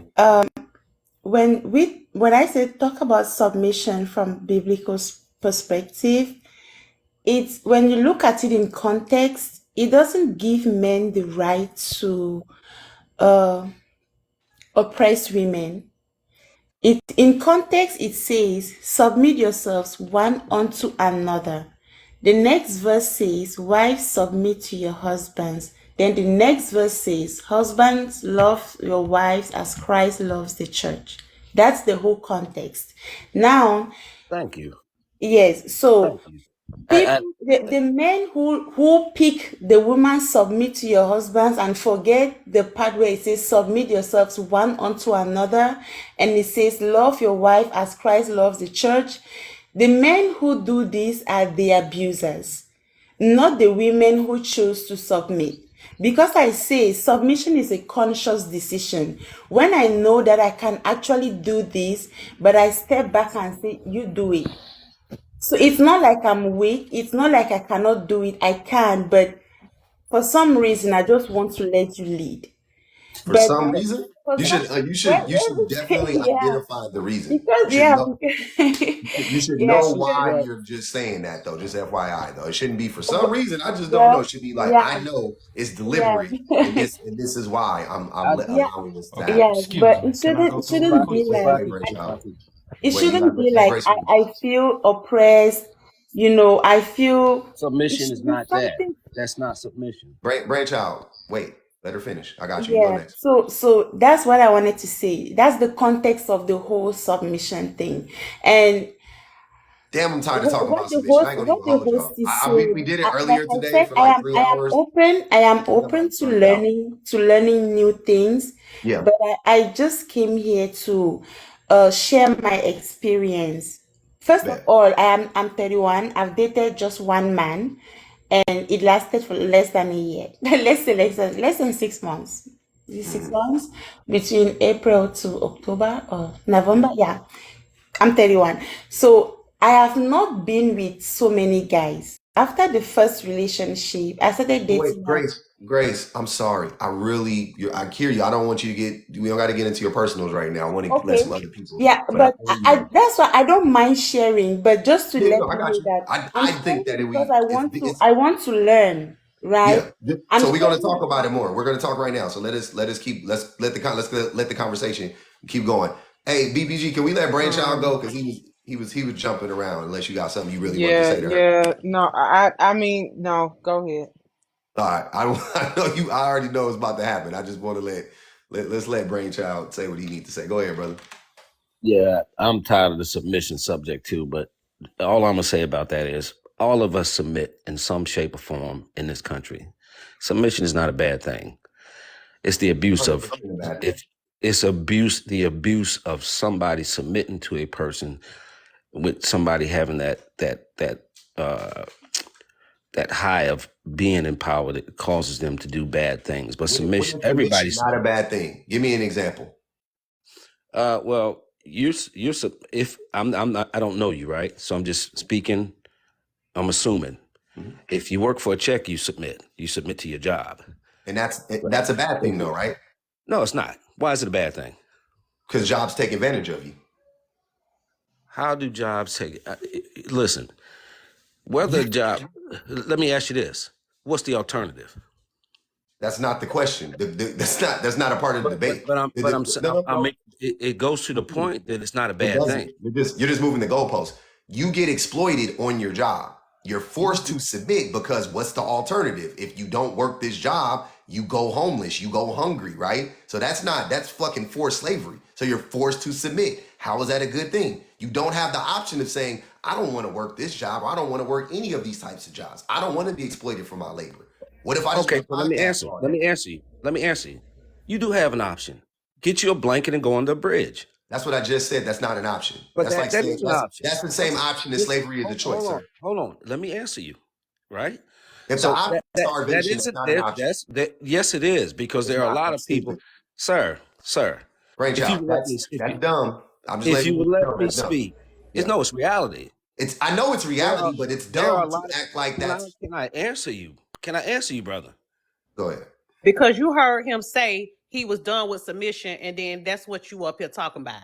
Now make that make sense. So your reading comprehension skills Ma'am, and your ma'am, regular skills are ma'am. lacking. What I'm not going to Don't do is ma'am me, I'm not going to sir. get into a debate about insults because that's elementary. Move on.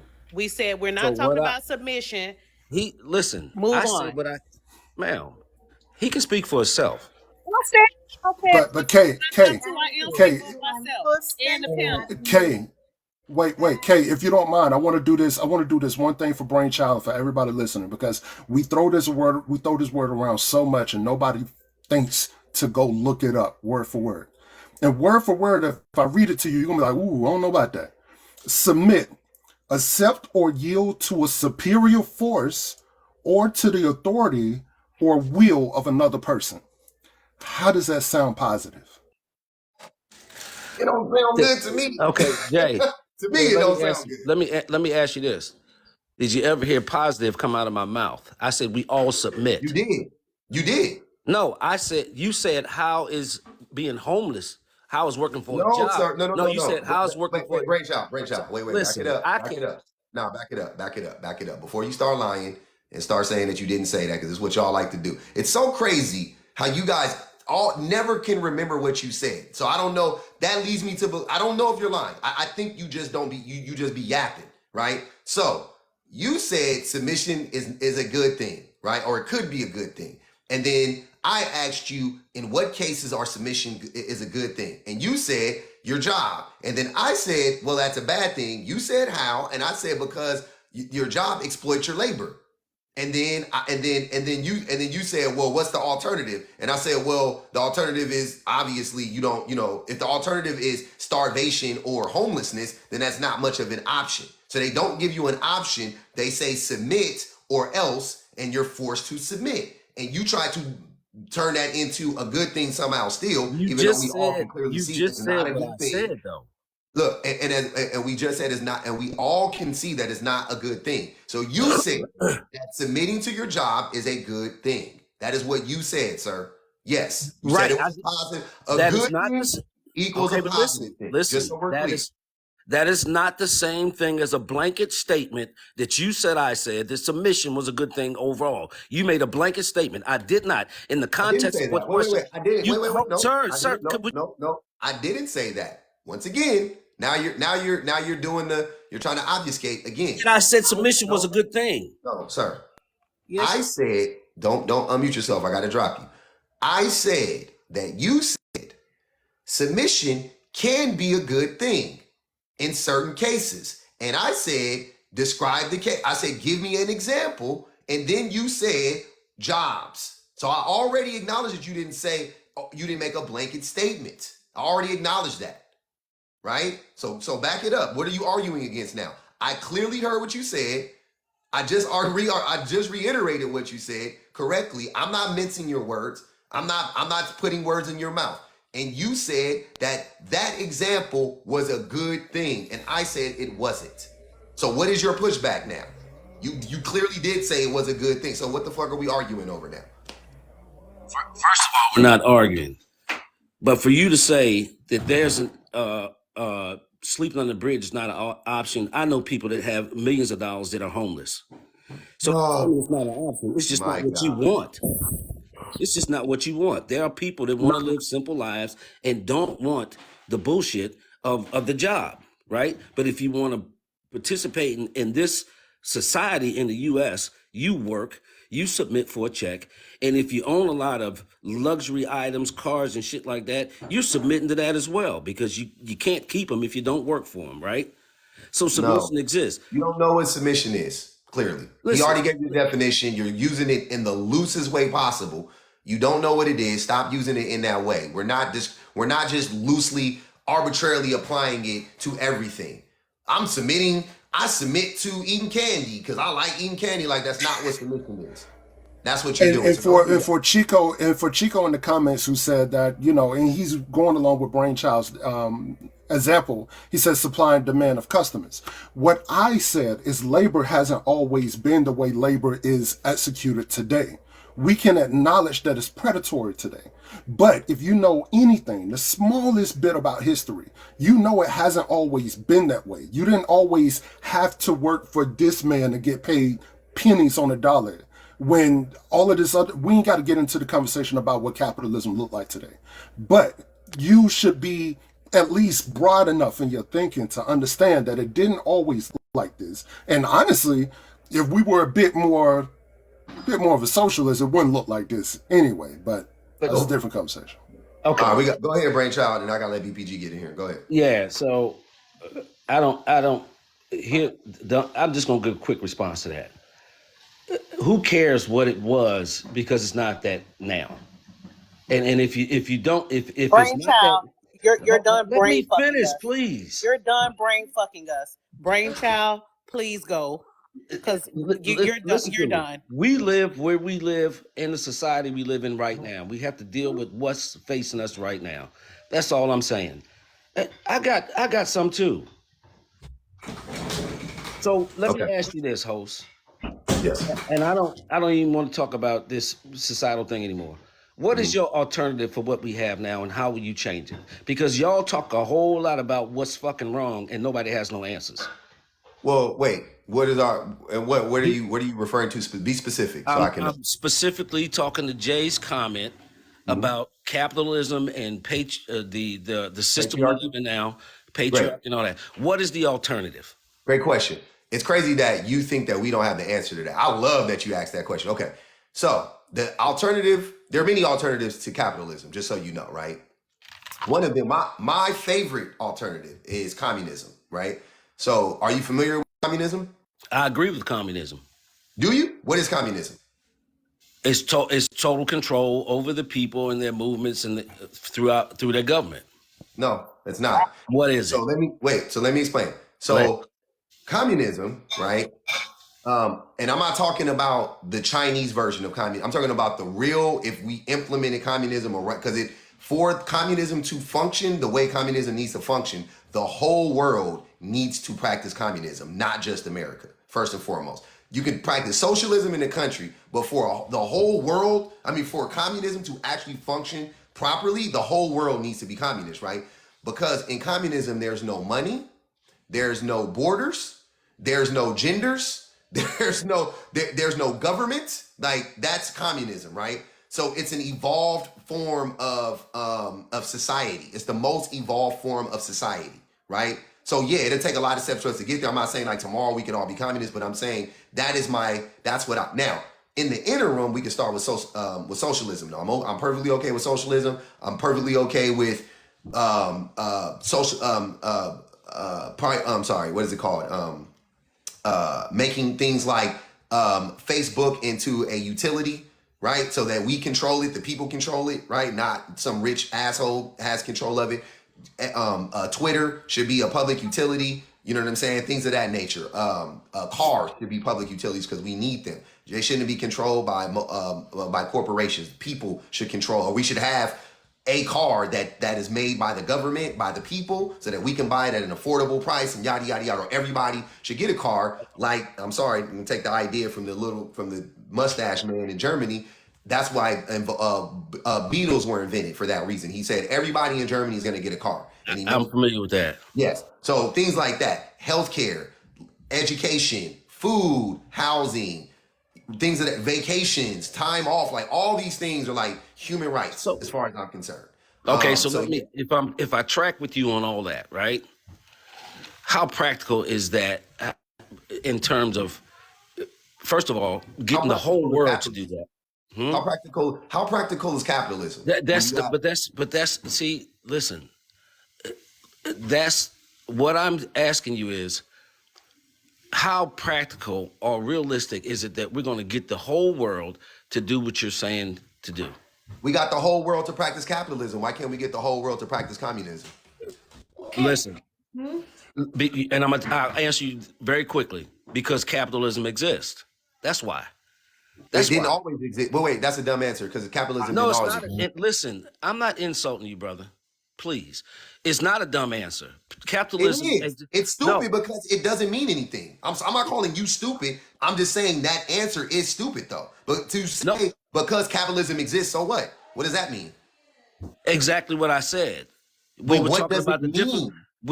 It means this: the people that are at the top of the capitalistic hierarchy are not going to go with what you're saying.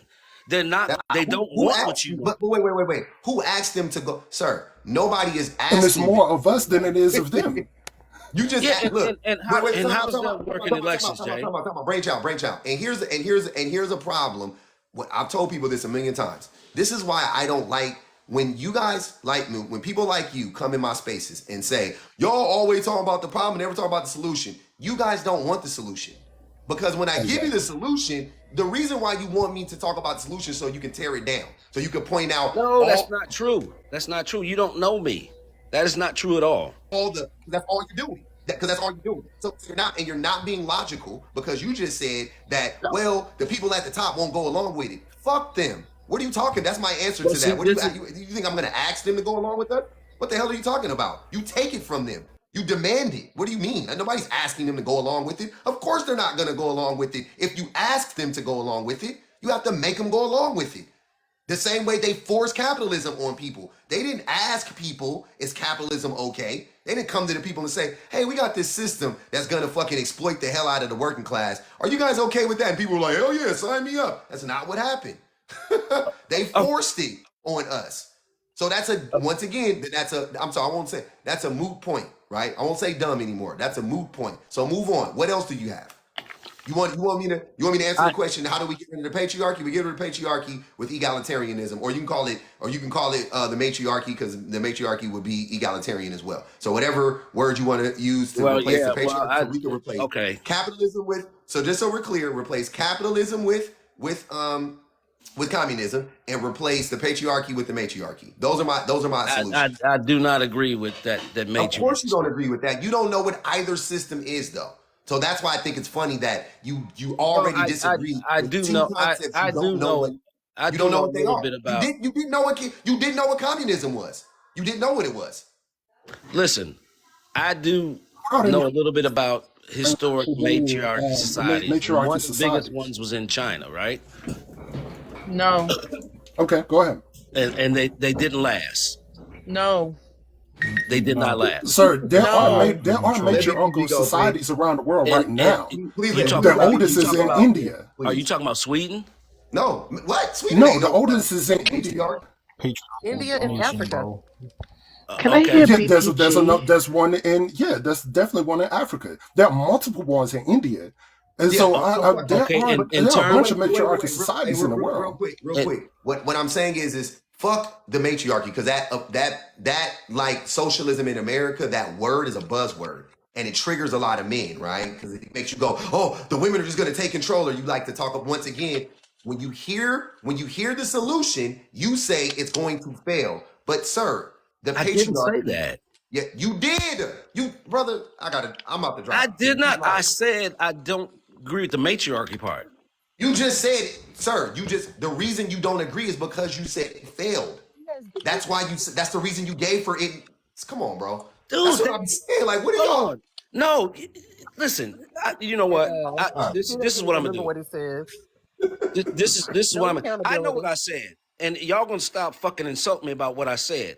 I know what the fuck I said. You can Yeah, what calm did you say? down. Girl, pipe down. Calm down. No. Jay asked me a particular question. You Did I remember know your something own about answer. matriarchy? And you asked the question as well. And that's when I brought up that, yeah, I do know something about some matriarchy history, not a lot, but I do. Did they last? And then Jay educated me. So why are you? Hold But you're on, not so giving let me good finish, answers, bro. though. Wait, no, brainchild. Don't skip over that part. So why did you say it didn't last? If that's not what you were, if that's not the reason, Because that went to my point that I disagree with it. That's why. That's what I just fucking said. No, Jesus you said. Christ. That's literally what I'm saying. What I'm telling you, sir. What the fuck, bro? You gotta go. You stupid as shit. You literally just said that the reason why you don't agree with the matriarchy is because, and you gave an example, in China, it failed. That's literally what I just said. And you tried to play dumb again. Because you know what you were saying was stupid. Brainchild was a man child, and he was trying to brain fuck us on this. He was a child. Go ahead, BBG. But the crazy part is, no, he ain't a child because kids are brilliant people.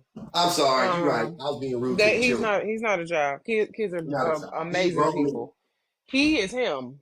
Brainchild is brainchild, and I don't know where the brain part came from, and I don't know where the child part came from. But that was a whole lot of, it was word fart. Like if you smelled it, that's probably what it would sound like, it would smell like in person. Because especially when people have these lazy takes, and there was a book that I read that talked about, and Plato described it as when people when traditionalists hear, well, we will have a matriarchal society, their first line of defense is, well, what else will we have in place? Why don't you name something that's better? Because matriarchal societies didn't last. And it's them perpetuating the idea that social hierarchies have to exist in order for the status quo to continue, because of the fact that they are just unaware of these types of societies. But also, when they think about matriarchal and matrilineal societies, they are trying to compare it to patriarchal societies. They want to compare it to women having power over men, women making decisions for their family, in their communities. They want to compare it to women having creating and defining systems of power and systems of value. They want it to mimic patriarchy in its exploitive nature, and it doesn't. So when you look at these different societies that are both matriarchal or matrilineal, you don't see the same things, because of the fact that it's not. You won't find a society that's ran by women that mimics a society that's ran by men, because it's not exploitative in nature. It's way more egalitarian. And these societies literally, in the creation of patriarchy, they talked about this. The way that women developed their relationships with children literally led the entire globe out of barbarism, single-handedly, because of the fact that women have always operated in a capacity where they think for themselves, but they also think for others around them. So because of the fact that they don't see societies that mimic that same level of abuse of power, they think that it doesn't exist. But the other dumb part was, and it was dumb, you were right in your assertion that it was dumb. The other dumb part was this whole thing about submission. Because when you compare me being married to you, me being in a relationship with you, me being in partnership with you, to a job, to a job, and then the weirdest part is that you sincerely believe that everybody has to submit at their job. I don't gotta submit at my doggone job. You know what happens when my job starts asking me to do stuff that feels submissive? I quit. I move on. Just because you're trapped at your job does not mean that everybody is. Some of us have invested a little bit of money and a little bit of time in being able to move, to have some mobility within our careers. You're Mhm. trapped in your job. And the reason why you believe that women should submit to you, the reason why you feel the need to have power over them within your relationships is because of the fact that you got to submit to your boss. So you think that this is a natural process. You think the process of having to bow down to somebody, having to yield to somebody's will, and having to submit to a higher authority is natural because every single day you gotta do that. So when you come home, you like, hey, this is a natural thing. When my boss told me to jump, I had to say how high. So guess what? I'm home. I'm king of the castle. If I tell you to jump, then you have to say how high. And I think that that's where that, going back to your actual topic, I think that that's where that divide comes from. Because you have women who are educating themselves. You have women who now have access to money, who have access to having careers going, well, I don't really got to jump as high as you want me to because I can leave. Like, I don't need to stay here and listen to you telling me how high I gotta jump. And all the men are going, wait, what? No, no, no, no. This is how it's supposed to go. And she goes, well, I read this book. And when I talked to my coworkers and when I was outside educating myself, I found out that that's not the case. And it pisses them off because of the fact that now they don't have access to that same level of control. They know that it's not natural. They know that it's not something that and I'm going to tell you how they know. If it were natural, the leadership that women were getting from men in this very like dystopian, utopic society that was the 50s and the 60s, never mind the fact that black people was literally just being traumatized the entire time. Like, never mind that fact. Let's just think about the poodle skirts and the sock hops. The fact that even during that time, the leadership that women had to submit to from men, they were deviating from and fighting against, tells you that it wasn't working then. They think it's a new conversation because social media has gotten a hold to it. It's not a new conversation. Women were having these conversations in the 1700s. In the 1700s. But because you're submitting to your boss, you can't make it to a library, so you don't know that this is not a new conversation. And that ain't got nothing to do with us. That has everything to do with you. Feminism didn't kill your relationship. Books actually did. Screaming. Boop. How y'all say? Boop. But public. That's definitely a period book. Books ruined Okay. your relationship, which means it wasn't good in the first place. Because you know the vibe I was getting the whole time he was talking. I said, somebody didn't listen to him when he was little. And y'all know I always say that, but I can literally peep when people feel powerless. Like I can hear it in his voice and I can tell how unhinged he started to become, that he started to feel powerless. He started to feel small. He started to feel like public was reprimanding him. So he got into defense mode. Literally, somebody didn't listen to him when he was little. He didn't feel protected when he was young. And that's what a lot of men experience. They feel unprotected. They feel vulnerable in those moments. And that's why they lash out, because they don't have the capacity or the emotional intelligence to rectify that. And just a personal question, public, because Phil was wondering. He said, how does he sit there and manage his face and his mood when those people are acting like that? He literally Because I is. expect it. Tell Phil the key to all of this shit is you gotta expect it. You gotta expect the wildest shit. Cause you already know. Like, you talk to him enough, you be like, oh, these niggas be lying. Like, I ain't gonna lie to y'all. When I first got on this app, and I was taken back a little bit how much niggas was lying. How bold, how they was just like boldly just lying. I was like, yo, this is crazy. But then after like a month of that, I was like, okay, yeah, nah, these niggas just be lying through their motherfucking teeth. So you just gotta expect, like somebody said, expect the unexpected. Expect them to say the complete opposite of the truth every single time. That's what I do. So every Public, time I hear it, I I'm go, telling you right now, what they do is, I said it earlier, and I'm telling you, it's proven itself to be truer and truer every single time. Because if you notice, it's never like a split panel. It's always like one dude. They have meetings. They have live meetings that I guess are sub only, and they discuss who's going to come into your live and who's going to be the one. And I don't know if they do pickup sticks. I don't know if they do rock, paper, scissors. but they sit in them lives or in the group chat or in Zoom or go to me, whatever it is they choose. Maybe it's a Gmail account that they No, all can just what's add that? to a drive. What's that? That app people be using, like where you gotta have your own server? WhatsApp. No, not Is it WhatsApp. this? Is it Discord or Discord. They Discord? in the Discord.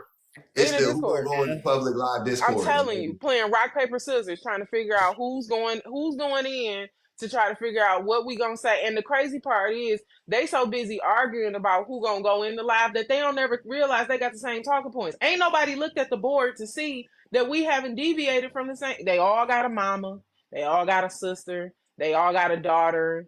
They all work hard. They all got six figures. Ain't none of them got issues with relationships, except ain't none of them in relationships. Everybody parents been together 50 years, but ain't nobody been with one woman for a year. Like And it's the same talking and points. they all know 5 women that slept with that got 4 baby daddies, and I don't know one. Y'all are missing the whole entire point. Remember, because 80% of women are having kids, By but 20% of the bookies. 800,000 are everybody's, are 5 million women's baby Crazy shit that daddies. they be saying. You guys, you know this. You know that. Y'all, 800, that's how women need to pick better. You know y'all, that. I'm telling my you, baby, my daughter, she that's always true picks though. scissors when we play rock, paper, scissors. So I feel like it's literally somebody in their little group when they meet, always picking scissors. He don't care. Mhm. He just picks scissors and and it And be his everybody turn. know whenever you play Tyrone, just pick rock and you gonna smash it every single time. So just to close the loop, and I I think wanted it's to tell him adorable. this I before can't you wait till drop my him husband bring home the brick that we got to chop up. So I wanted to mention this before he dropped, because before you dropped him, there are 2 societies like that in Africa. One is comprised simply from the women who were tired of being abused from men. Yeah, There are no men allowed there at all. The yeah, they other don't one fuck is around. Akan Ghana. Yeah, right. The other one is Akan Ghana. That's AKAN. Yeah, AKAN. And here's the thing about that society. They even allow men to I know, strong word, they allow men to hold position of power there. So it's not like they are holding this society and the men are enslaved to them. No, Mm-hmm. like this society has been around for a very long time. It's in Western Africa, if you know a little bit of geography. So there are a lot of us as Americans who can be traced specifically back to them. But Mm-hmm. there are societies that are matriarchal and still thriving, honestly. Not just around, but thriving. Yeah, So yeah, hopefully he's around and he heard that. Go look that up, brother. he ain't heard He is. it. That man is at home ripping that They couch can't to help it. shreds, Yeah. mad about He y'all what punching the y'all did to air. him in this live. No, my I'm issue with telling him you. was him talking about communism, not knowing shit about it, and then saying, "Well, They never because do, KBR. see, Every this is single it," they and it's never like, go as by it. someone who is literally like, I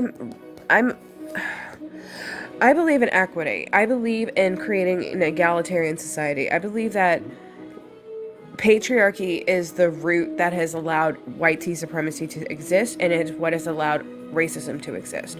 Without the patriarchy, none of these systems could be in place, because that's the blueprint of hierarchy that they utilize.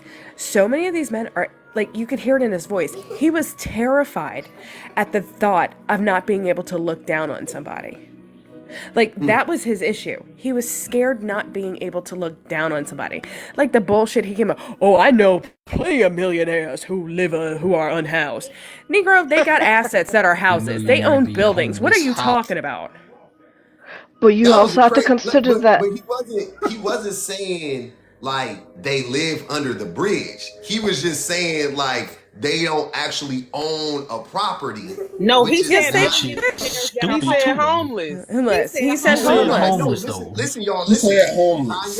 Kanye said Kanye is homeless. That's what I'm trying to tell y'all. Kanye says he's homeless because he Of course doesn't he's own a homeless, because home. he owns, yes he does. He owns 4 estates. And that is the thing. Yes. Yes, he does. He actually owns 4 estates. And that So he divorce, lied to us.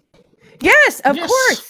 These niggas is There is liars. no such thing. Yes, of course. He He does was a own. millionaire Look in at where black. he did his music. It's in Goddamn. Montana. It's literally a $20 million property in No, I know, no, no. Montana. I know he got this. I thought he sold that in Fontana. In No, Montana. he Nah, didn't. he That's what he he got in practically the building a divorce. cult in Montana. Yeah, Yeah, he he got still the gets jab. poked Yes. at it. Okay. All right. Cool. Enough said. Yeah. So Because kind of that's my saying, whole I'm point getting is out of that my I've never. backpack. I got my backpack with me. This is my home, and that's how he was telling us. But yeah, he got a whole house. Okay, I It's knew Yeah, that. still no, just not such just a a house. wild He take also to owns even throw property out in there. Chicago. He also owns property in Chicago. He also owns he still owns the house across the street from flipping Kim Kardashian. Oh, Y'all he keep never sold forgetting that he house? did that. No, he No, didn't. he never sold any of those assets. No one sells. Okay, public, I'm going to BJ tell you crazy. this as someone who grew up with property. You never actually sell the real asset. You can commoditize it. You can utilize it to get loans. You can utilize it to um, discount debt. You never get rid of a flipping asset. You don't do that. Cash is nothing. Assets are real. I'm sorry. Sorry, Guns we and own butter. land. You always keep your land and you always keep an asset that is a physical asset. Because money is not real. And that's how most people think. Like, I'm He sorry. said he knew people. You He good? knew Go homeless. ahead, Miss Real Estate. He said he knew millionaire homeless people, just like BJ said he knows baby women who have 4 baby daddies.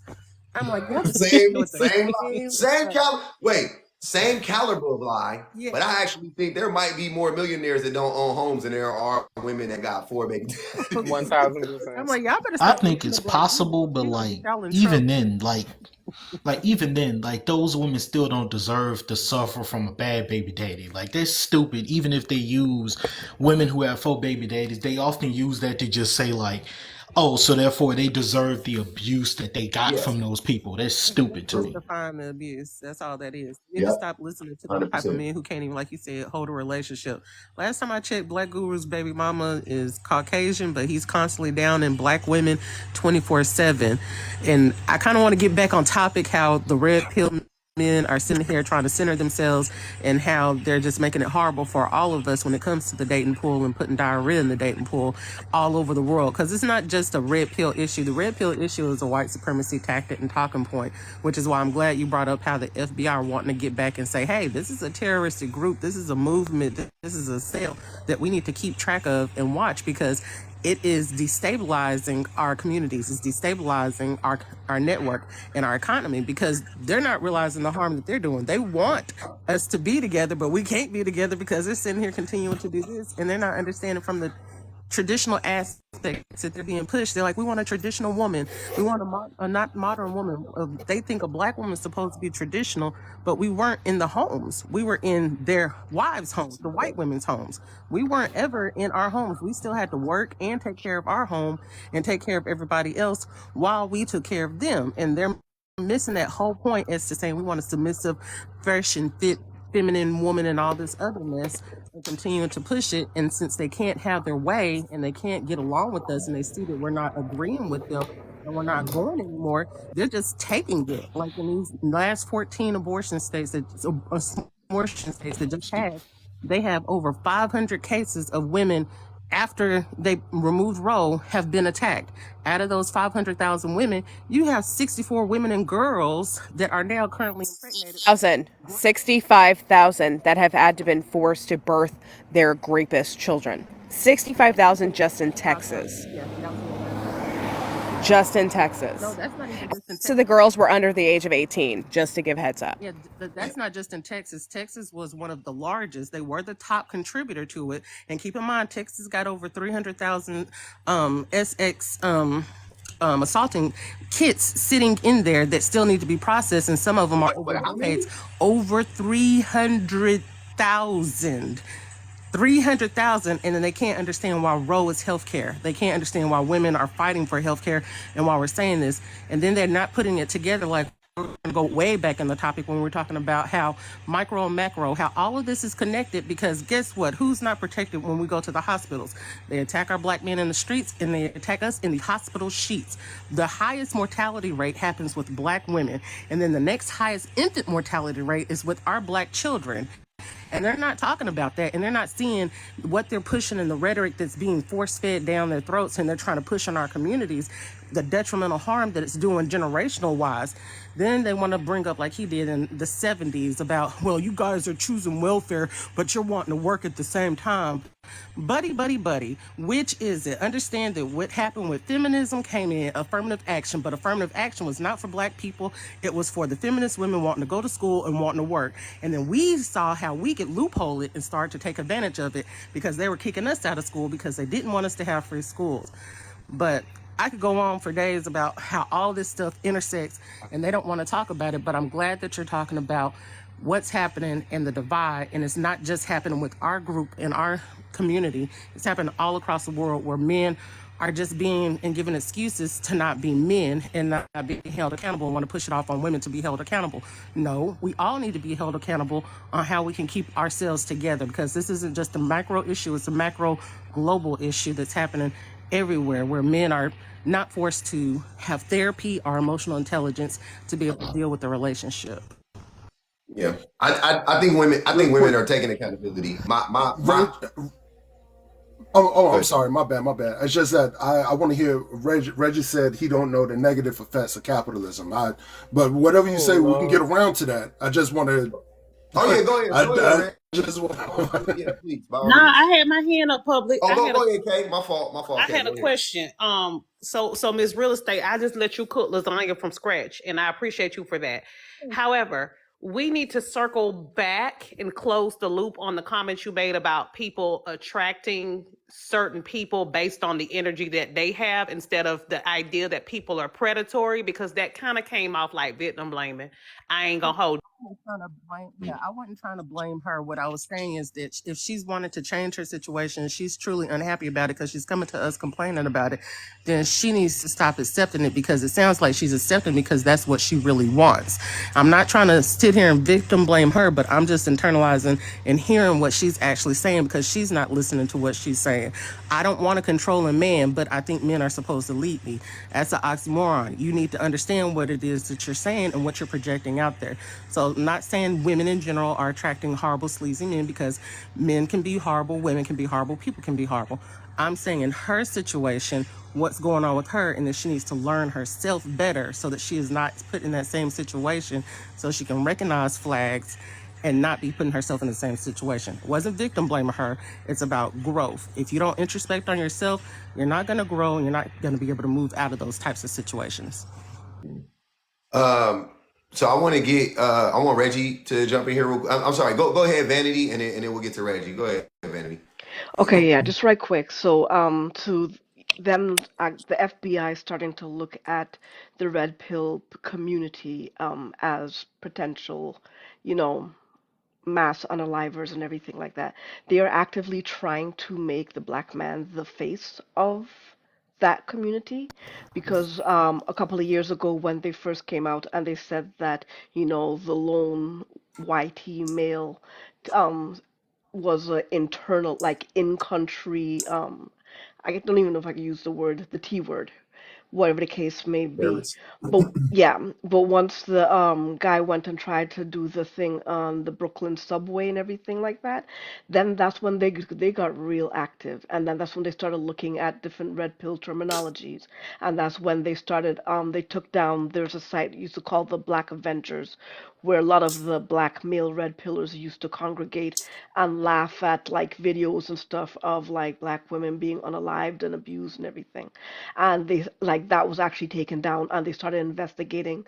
That was also around the time when that guy came out talking about all black women above the age of 12 needed to be unalived and everything. All that happened in like one after the other. And this was like a year after they actively started looking at the black femicide rates, who was doing the black femicide, and the media that was being consumed by those who were doing the black femicide. So now, like, they're actively removing what is actually an alt-right movement off of the face of the YT people onto people that look like you. So while all these guys are, going strong and beating the chest for red pillism, and they want to be like, these devoted little red pillions and everything like that, they're being set up. But Yeah. I'm not gonna tell them because they're just too stupid to hear it. Red Pillions is hilarious. I just want to say that Red Pillions is fucking. I do want to say something real quick about so the red, like we've already discussed before. So the red pill movement started as a far right wing movement. It was rooted in politics initially. It was rooted in it was rooted in the idea of sheep herding young men, specifically white men, into the Republican establishment, right? To get them younger, because eventually they're going to end up there anyway, right? Like most of them probably end up there anyway, but they wanted to get them younger. So they came up with this red pill movement or whatever, and like I said, it was initially rooted in like politics. It was like alt-right light type shit, and then like the article we were talking about before, I think when the Me Too movement hit, it got amplified. They were always, little bit on like the anti-feminist shit or whatever, but once the Me Too movement, that side kind of took over, and I think I think this is kind of like in America, it's an unintended consequence in a way. I think that they didn't give a fuck about if it divided us more. I honestly don't. I think that they just wanted No, actually, I think that's wrong, and I don't mean to cut you off, but it was actually intended. Because what they're doing is utilizing the red pill rhetoric and the now black male boogeyman. They're going to be stripping away everybody's rights utilizing that. Okay? It's by utilizing saying, oh, well, these men are so scary. They're going to start stripping rights away. That's why they're going after the 14th Amendment. That's how they're using it. They're utilizing it to get their political goals set up. And too many black men are falling for it, thinking that somehow that'll get them proximity to whiteness and being like whitey men. And it's actually working exactly. But I wasn't talking about black people though. I was talking No, about. I mean in people in general. No, this is how they're going to strip whitey women's rights, like they've already started. This is how they're going to strip all women's rights, because they need us. Don't you know they'll need men to protect them from these black boogeymen? How did they get coca plants and poppy plants? Poppy, no, heroin. Make those illegal. They made them illegal by stating that heroin made whitey women addicted, and then Asian men would kidnap them and sell them to China for schmeck slavery. That's actually what they did. With cocaine, the reason that they were able to outlaw that, again, they said it made black men so schmexually aroused that they raped whitey women. That's how they were able to make those illegal and how they were able to criminalize anybody who utilized it. So by creating a boogeyman, this has been done before. It was done in the 1900s, the early 1900s. It was done again in the 1930s when they made marijuana illegal. They did the exact same thing. You create a black boogeyman and state that it's a threat to whitey women's safety. And then you do that, right? And then while they added all those drug codes, they also added a few other things, like women not being able to own property 100% by themselves, which, unbeknownst to most people, in the early 1800s and in the 1860s and 70s and stuff, women could actually own their property. But because they added in those drug codes, they were able to strip those women of their rights to own anything and said that they needed male guidance. They needed protection. So, yeah. Right. Okay, So no, this well, is how you do it. It's smart. It's a very smart idea because it's worked before. But I never thought I'd see black men really fall for it as much as they fall for red pill. 100%. I knew. Yeah, I could. 100%. I knew that would happen if they. Yeah, because men are men, black, white, or otherwise. But go ahead, Reggie. I want to hear. They asked you a question. Jay, you want to ask him the question again? What did he say about capitalism? No, because this is about to be interesting. Him and Mr. Jones were conversing in the comments, and he said that he don't see the negative parts of capitalism. So I want to see what's going on here. Interesting. Cool. You don't Yeah, see the that's negative parts of capitalism? hold up. That sounds crazy because that's not what I said. I said that because I said because I'm in the position that I'm in, seeing actually, like I said, I know the negative aspects of capitalism, right? They're very clear. But being affected by capitalism, I haven't always been affected by capitalism, so I said I was naive to those effects. That's what I said. I definitely didn't say I don't know the negative effects of capitalism. That'd be crazy. Of course, but wait. So the thing about real quick, and we can get into this real quick, just so you know, even if you don't know how you were affected, doesn't mean you weren't affected. You were affected. 100. That's You're not what I affected said. like that. No, So I yeah, know. No. You're saying you weren't affected, right? You said you don't, right? Am I misinterpreting what you said? Because you just said you weren't. said I have been affected, of course, but I haven't felt like the effects that what other people have felt. So I definitely know the negative effects of capitalism, classism, resources, all of that shit, right? But for me, being in the position that I am, right, normally on the day to day, whatnot, I just don't feel those effects. And no, that's not gaslight. I'm just telling the truth. I'm telling like, at least my truth. Can I ask you a question? Yeah, go ahead. I'm not gonna ask you like what Are state you you with live a in, but white tea woman? I'm sorry, that's Dr. huh? Moore. My bad. Go ahead. Oh, I'm not gonna ask you what state you live in, but I'm sure you live in the U.S. Right. Do you live like in the Midwest, South, I thought you Northeast? was in Trinity, bro. Oh no no no no. So I think most people on here probably would know that. I mean, not that you would be following me like that though. But I live in the DMV, so I'm in a very well protected Oh. area of the United States, where Okay. there are plenty of. Is the weather affected in that part of the United States? It's the weather. What? Is the weather It was affected 78 degrees today. Oh, it, in yeah, It that was part of 78 the degrees United today, States and that you last were week was in? 20. right. Yeah, I don't think that In people that know way. when they talking about capitalism that in that those environmental issues that we see, those are parts of capitalism. That's how it's directly affecting you. When you live in a country where they have extensive amounts of like mass amounts of land being destroyed, oil rigs and all of that stuff, like all of that contributes to directly to capitalism. Like it's directly that 78-degree weather that turned into 20-degree weather is a direct effect of capitalism. Yeah. So That's crazy.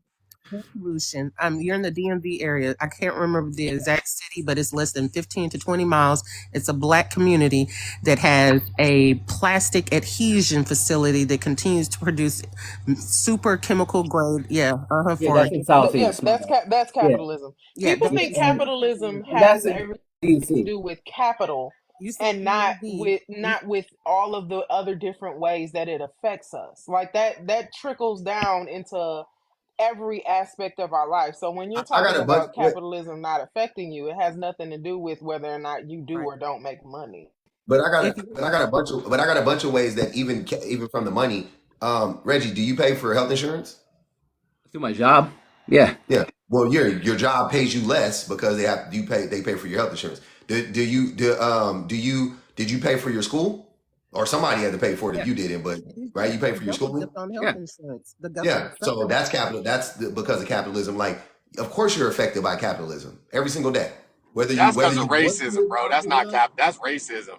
I mean, yeah, Well, it's no, I capitalism, but mean, that's racism. Him having to pay for college is racism. it's both though. Back to the healthcare, his insurance is double dip.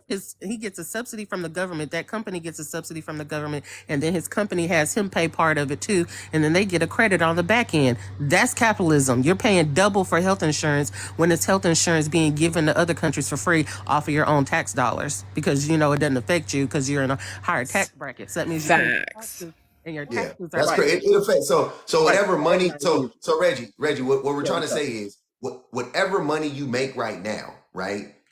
If we just literally just change the system tomorrow, right? And you all your student loan debt was forgiven. You didn't have to pay for health care. You got fucking time off from work to go on vacation that didn't come out your check. You know what I'm saying? That you got paid time off to go on vacation, things of that nature. If you don't already, most people don't. But yeah, things of that nature. If that shit happened tomorrow, you would make more money. You would be worth more money. Your net worth would go up instantly, right? So it affects you every single day, whether you know it or not, whether you acknowledge it or not, I should say, right? So yeah, that's a crazy statement to make. So first of all, so I didn't make This real estate, let him go, please. Go ahead, so I Reggie. didn't make the statement, the original statement that Jay was making. Yeah. But so I think what I was just saying was that generally because where I am, right, I just don't like I hear you, right, about all of those effects. I would also say like at the end of the day, for me, the position where I am, I don't really care too much. I make enough money where I guess it's the golden handcuffs where I just don't care. And I was saying this in the comments, whether or not it's communism, whatever you put forth, my brain says that I'm just going to try to be the best communist or be the best capitalist. I don't care. I'm always about success. Yeah, that's the thing about communism. It's not about competition. It's about cooperation. So if that's the thing. So imagine a world where we're not competing anymore and we're cooperating. You're going to be the best cooperator. Like, what do you mean? Wait, See what I'm there's saying? crony communism. There's crony communism, and it happened in Russia. Wait. No, there's not, and that is not what happened in Russia.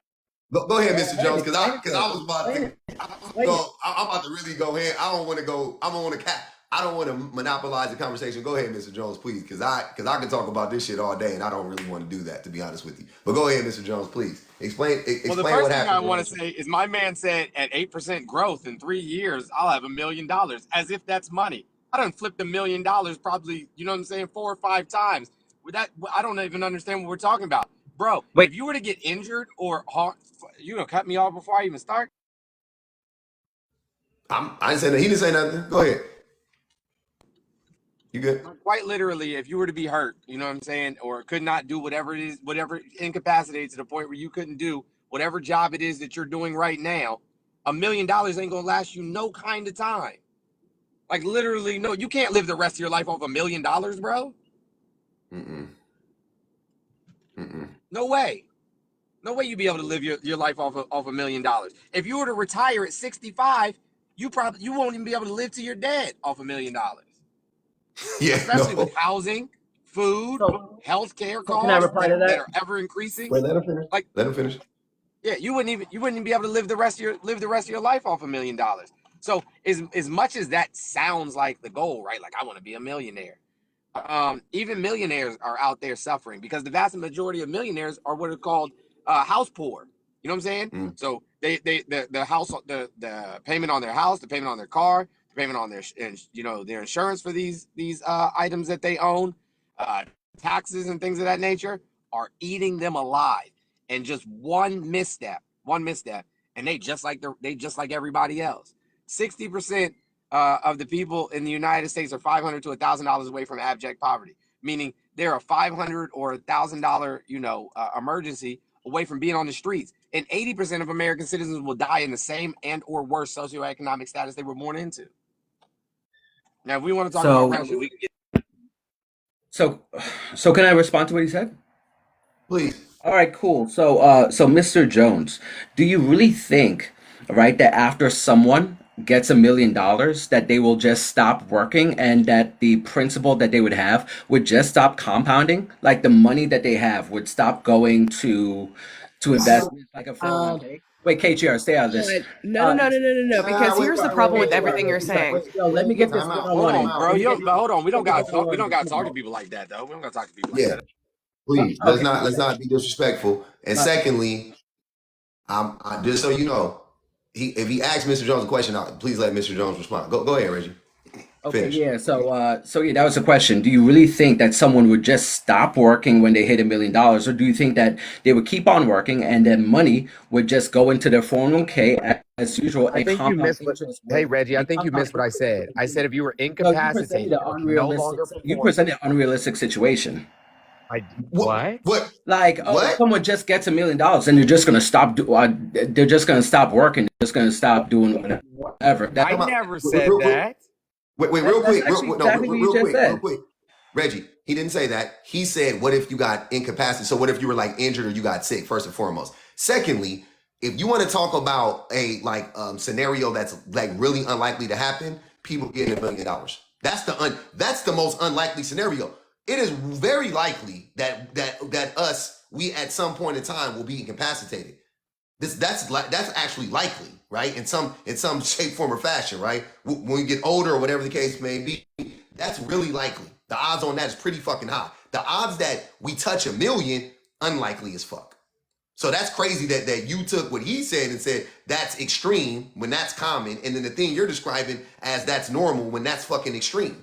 See what I'm saying? Nobody is saying that if you got $1 million today, you would stop working. That's nobody's having that discussion at all. That's a dumb discussion to have, right?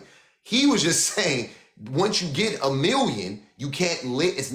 You can't live off of $1 million for a sustained period of time. You're gonna need to keep making money. So $1 million isn't really like the end game as you presented it, right? The way that you present. That's all he was saying, right? So, and I hear you. You're gonna argue it's gonna compound and blah, blah, blah. I don't give a fuck. I hear you. Great. I don't want to turn this shit into LLC Twitter or fucking investment Twitter or 401k Twitter or whatever. Or you guys can do it. I don't give a fuck about that shit. I just want to be clear though. You feel the effects of capitalism every single fucking day, whether you acknowledge it or not. I don't care how much money you make. You can get up here and be smug and be elitist all you want to and be like, well, I don't care because I just make enough money and let me fix my monocle, and you can do that shit, but you feel it. I just want you to know you make less money because of it, and as much if you love money, like you say you do, then you if you love money and you want to be the best at it, you very, very concerned with how much you are being exploited, because you are being exploited. I know that without a doubt. If you work in America, unless you work in a fucking co-op, you are being exploited. Unless you own your own business or some shit like that, 1,000% chance you are being exploited. You may be getting paid more than others, but you are still being exploited for your labor without a doubt, brother. So you feel it every day. Now it's just you choose to ignore it, right? You choose to shut it off. That's it. Go ahead, KGR.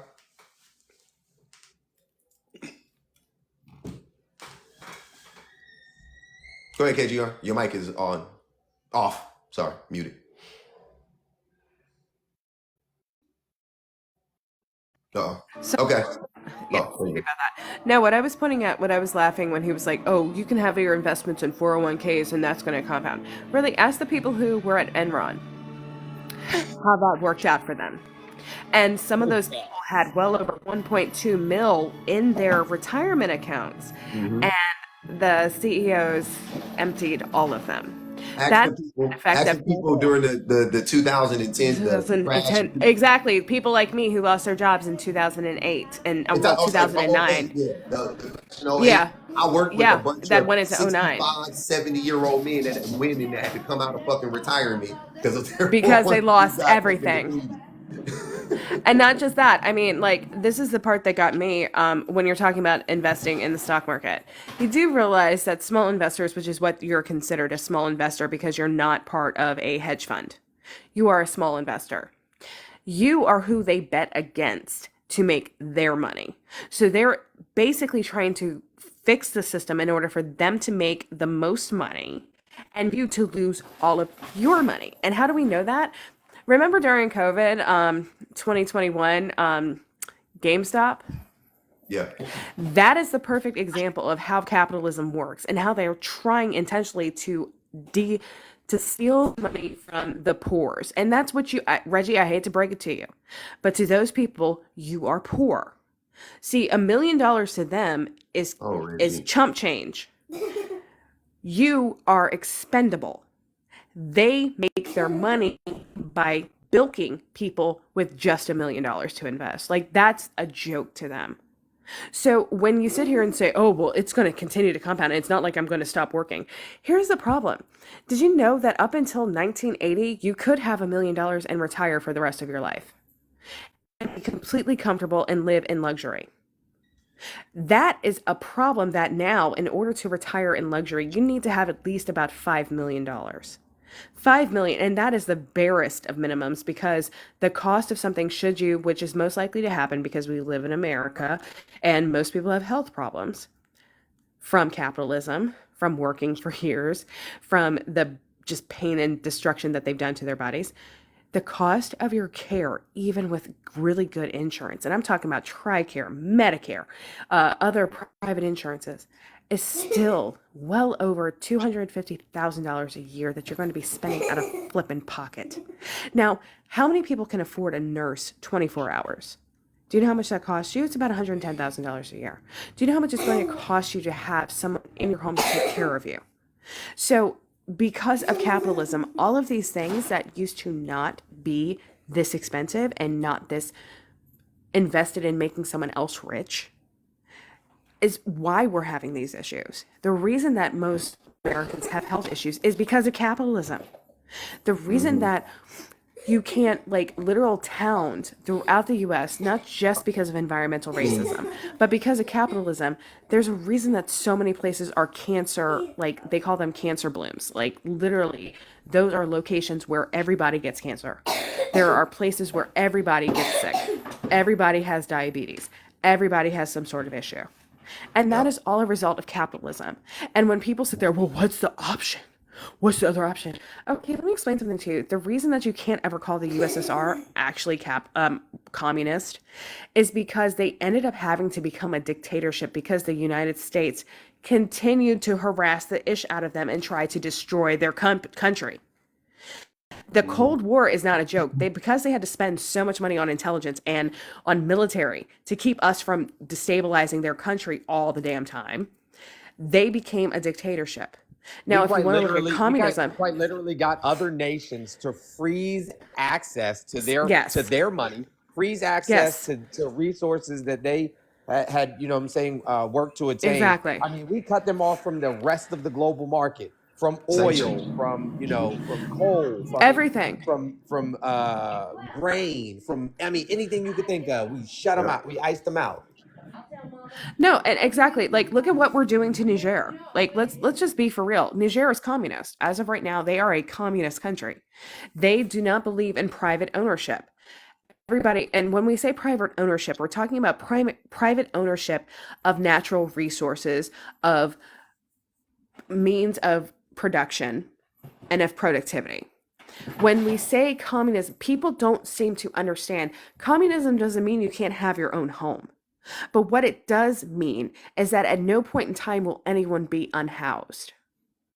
At no point in time will anyone go hungry. And that is the problem. It's because everybody owns the natural resources and the means of production. Everybody benefits from it. So what you all keep thinking is that, how dare somebody who's a street sweeper or a cashier be paid as much as me and I'm an engineer? It's like, MF, do you even know how to check out your own groceries at the self-checkout? Shut the fuck up. Like, let's be so for real. Because we, again, are so entrenched in this hierarchy, which is, again, still based in patriarchy, you all are willing to harm yourselves physically, mentally, and emotionally in order to prove you're better than somebody else. Instead of, you guys would rather be kings. Y'all would rather, no, they would rather be, exactly. 67 years They would old. rather be kings of shit. They would rather be kings of shit, literal piles of shit, than to be in an equal, egalitarian society where they're all treated the same. I think but to be fair, I don't think that that's, I think that they fear that women would do to them what we've done to women. I think that's a number to me. The same way I think white people fear that black people will do to them what they did to us, and that is definitely an anxiety that compels them to keep their boots on our necks, right? The same way that's an anxiety that compels men to keep our boots on women's necks, is that we are so convinced that there's no way in hell a group of people would not want retribution for what they've done for what this group of people have done to that group of people. There's no way we can because we think, shit, if that was me, I just can't wait to get on top. Black men specifically, when I talk about black men want to be on top. That's it. We don't mind as long as we're up there, as long as the white man pulls us up there with them and we get to be on top and stand on everybody else's back. We will make that deal with white men tomorrow. Tomorrow. If the white man told us tomorrow, we'll pull you up. We'll let you stand on the backs of everybody else and you will be on our level. But all you got to do is help us keep these motherfuckers under our boots. Black men, I think by and large, black men will sell everybody out for that. Yeah, without absolutely. a doubt. The funniest thing is they think that if I just lace my boots up a little bit tighter, but I just keep tugging on this little loop in the back, one day I'm gonna be able to fly. Like, they really believe that shit. Like, no, bro, I don't remember how old you said you were, Reggie, like 33 or something like that, and you still haven't eclipsed $1 million, right? And so that means that you're going to you said if was a fifth, we'd all be drunk, but you said if 8% compounds, 39. Damn, bro, you almost 40, and you ain't hit. Okay, so and you ain't even hit $1 million yet. So how long you think it's going to take you to hit 2? and then 3, and then 4, Okay, and then to 5. say something. This is a rule I live by. You can shit in one hand and hope in the other. Guess which one's going to fill up first? So literally, you can sit there and hope and pray, and I'm going to make it. No, it's most likely you're going to fall into shit before you get whatever you hope for. So it is literally just absolutely. I have no dreams or aspirations of being a millionaire. Though I'm I though. I just want to be comfortable. That's And my here's the lifestyle funny. choice. I want to be comfortable, off grid, and own a farm. That's my life. Well, That's my make wife. my husband move to my husband won't move out to my family's farm because he's mean. I'm sitting here yelling at him because he's mean. He won't let my daddy build our house so we can live out in the woods where I want to be with my goats and my happiness. Yeah, Anyway, that's what my wife wants, and that's what I'm not into. I like city shit, but I'm just saying. I want to be clear though. I don't even. Living off the grid sounds good, but I'm not. I'm too old. I'm not doing that shit. I want a life of leisure. You know what I'm saying? And I don't knock anybody that wants to live off the grid. I think that's beautiful. My wife wants to live off the grid, and I'm so disappointed that I will never give her that because I will never give her that. I'm not interested in that one bit. But I love her to death. Like we gotta stay. We can live in the middle. We could even maybe do some in the middle type shit. But I ain't no, living off. no. I'm But just going to let you know. This is why it would be great because you would have solar energy. It's not a lot of work because as long as you set up a food forest, which is how you garden properly, so you don't actually have to do tons of garden, cultivation. Yeah. Harden, And James Harden. Nah, I'm good. yes, hell yeah, I garden. I go hard on my garden. Don't be playing with my herbs. Don't be playing with my food. And you can also Herbs. raise chickens Hey, bro, and I they're thought we was so talking about easy. a different type of gardening this whole time, bro. I was like, oh That's my shit. kind of gardening. But we gonna go back to what My Reggie garden is, hey, I garden in the closet. Like I'll put some shit in the closet with a lot of lights and a lot of like a water filtration system. I garden like that before I garden outside in the daylight. but Reggie keeps talking about compounding. No way, that's too close to what our ancestors did. Y'all can have it. I'm good. Yeah, I ain't picking shit. Oh, if you set up a food forest, like that's what you do. Instead of sitting there trying to cultivate all these perfect rows, you set up and you husband all of your plants together so that they grow Husband. together and they don't require a lot of cultivation. They grow naturally, things fall off, and they add the nutrients back to the earth. It's very simple, and they continue to grow and they actually prosper. It does not require a lot of labor. Hey, God But bless y'all for that. I God bless all my gardeners, my Dr. Green Thumbs out there. Much love to you. I love y'all. I love y'all. But wait, we're real quick. Let's get back on topic. We done talked about communism.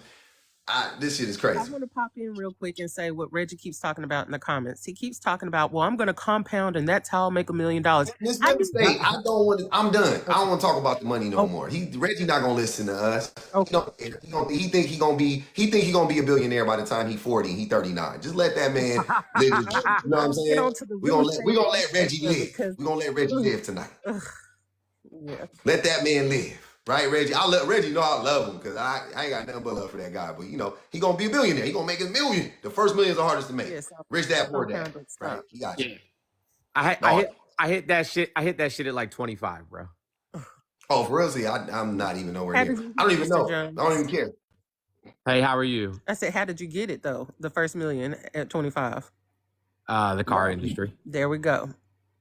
What industry? Car industry.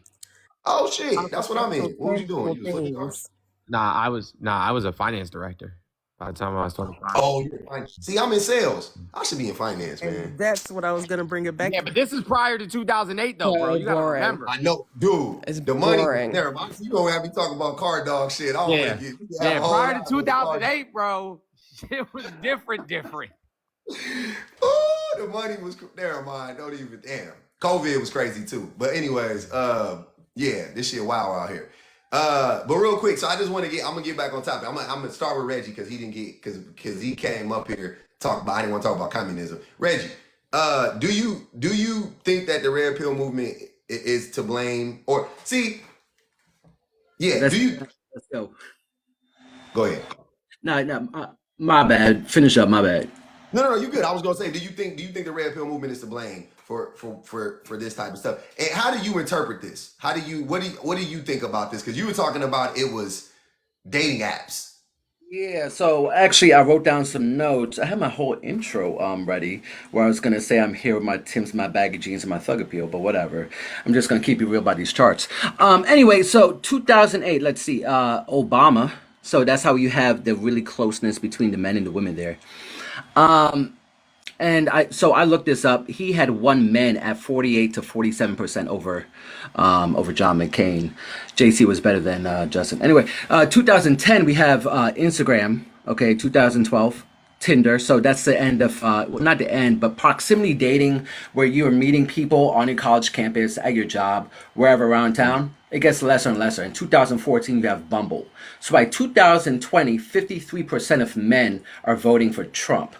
And if we look at the other charts, if we look at the UK and Germany, and we look at right around 2010, that's the start of Instagram as well. So Instagram, Tinder, Bumble, the difference is the gap between the US and the European countries, that's Obama.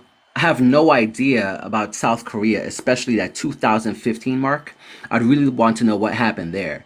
But yeah, so But Reggie, yeah, what's up? it didn't start it didn't start in 2010. It started after. It started like in the middle. So it's like the thing in the article it said the spike happened 6 years ago, right?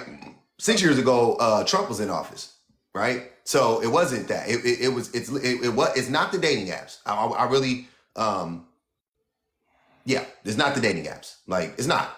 We know that it's not the dating apps. It's way deeper than dating. It's way deeper than dating apps. So Way deeper than dating. okay, but it said it's 6 years ago, but the charts don't say it's 6 years. If we look at just the chart of the US, right, and we see where the huge break point is, it's at 2010. If we see where the come together moment right there, that's 2008. That's Obama. That's hope, right? And then we see a Wait, in America, it didn't really drop down significantly. That's what the article was saying. In America, it relatively stayed the same, and then it's women that's not like men didn't really go down in America. In Korea, men went ape shit crazy, but everywhere else, the men were pretty much the same. And in the UK, the men actually got a little bit more liberal. See what I'm saying? So yeah, but it's about the women, not the men. And why are we talking about dating?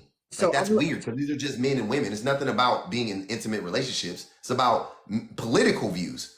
So It's I'm weird. looking at so I'm just trying to keep everything together here. We're both looking at the charts right now, right? Or no? Yeah. Okay, cool. So I'm just looking at the charts. So for me personally, I'm just looking at a world that so this is a big conundrum.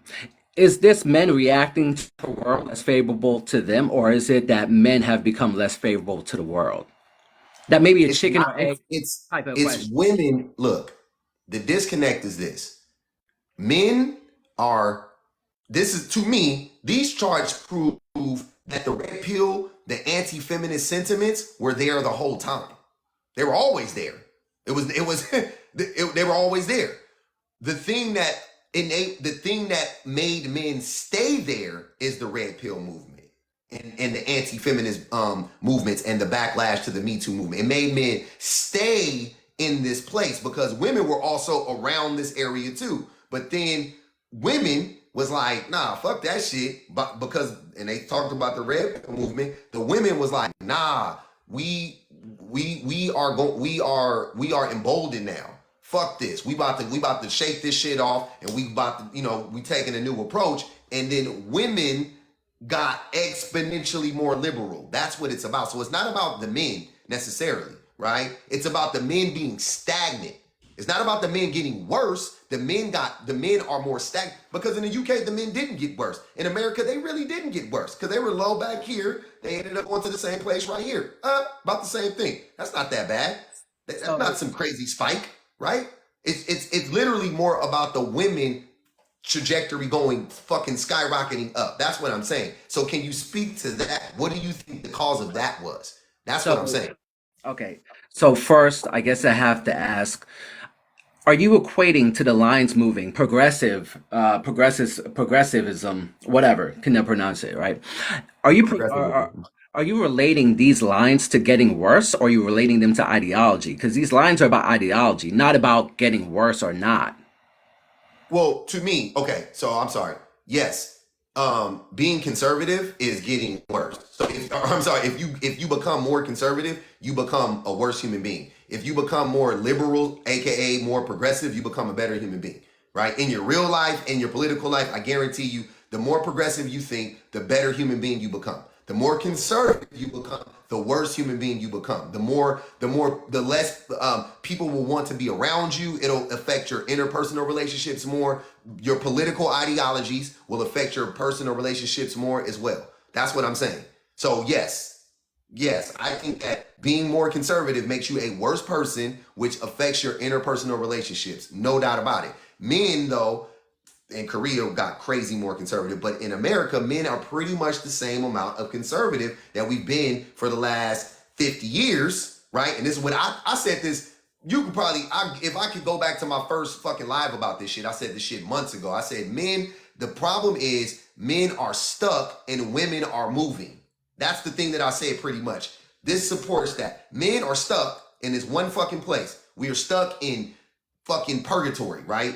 When we know that we know what's going, like we know women are like moving in this direction. We know we need women. We know we want women. We know we need to do, but like I think a lot of men actually know that, but they don't want to do the work. And they have convinced themselves that it's easier and it's safer for them to remain in purgatory or to go full blown in hell like these people. Because it's easier, because this right here is the status quo. Right? You're not pushing back. You're not risking anything by buying into the status quo. And the status quo, sadly, is misogyny. That's the status quo. The status quo is misogyny, right? So if you buy into misogyny, that's the status quo. That's an easy thing to buy into. You will find a bunch of support for that. Nobody will ever not nobody, but society writ large won't vilify you. They won't demonize you. You know what I'm saying? You can be misogynistic. You can't be overtly misogynistic, but you can be misogynistic. But people like Jay, men like us who speak out against misogyny, we're pariahs to men, right? We are literally pariahs to men. Like they treat us like we are the problem. They can't. Those men can't trust us, right? So it's easier to be in that club of misogyny, to be in that patriarchal fucking cult, right? It's easier to join and be in that cult than it is to join our side and be with the progressives, right? It's easier. It really is. That's what it is. Okay, so one little note about this.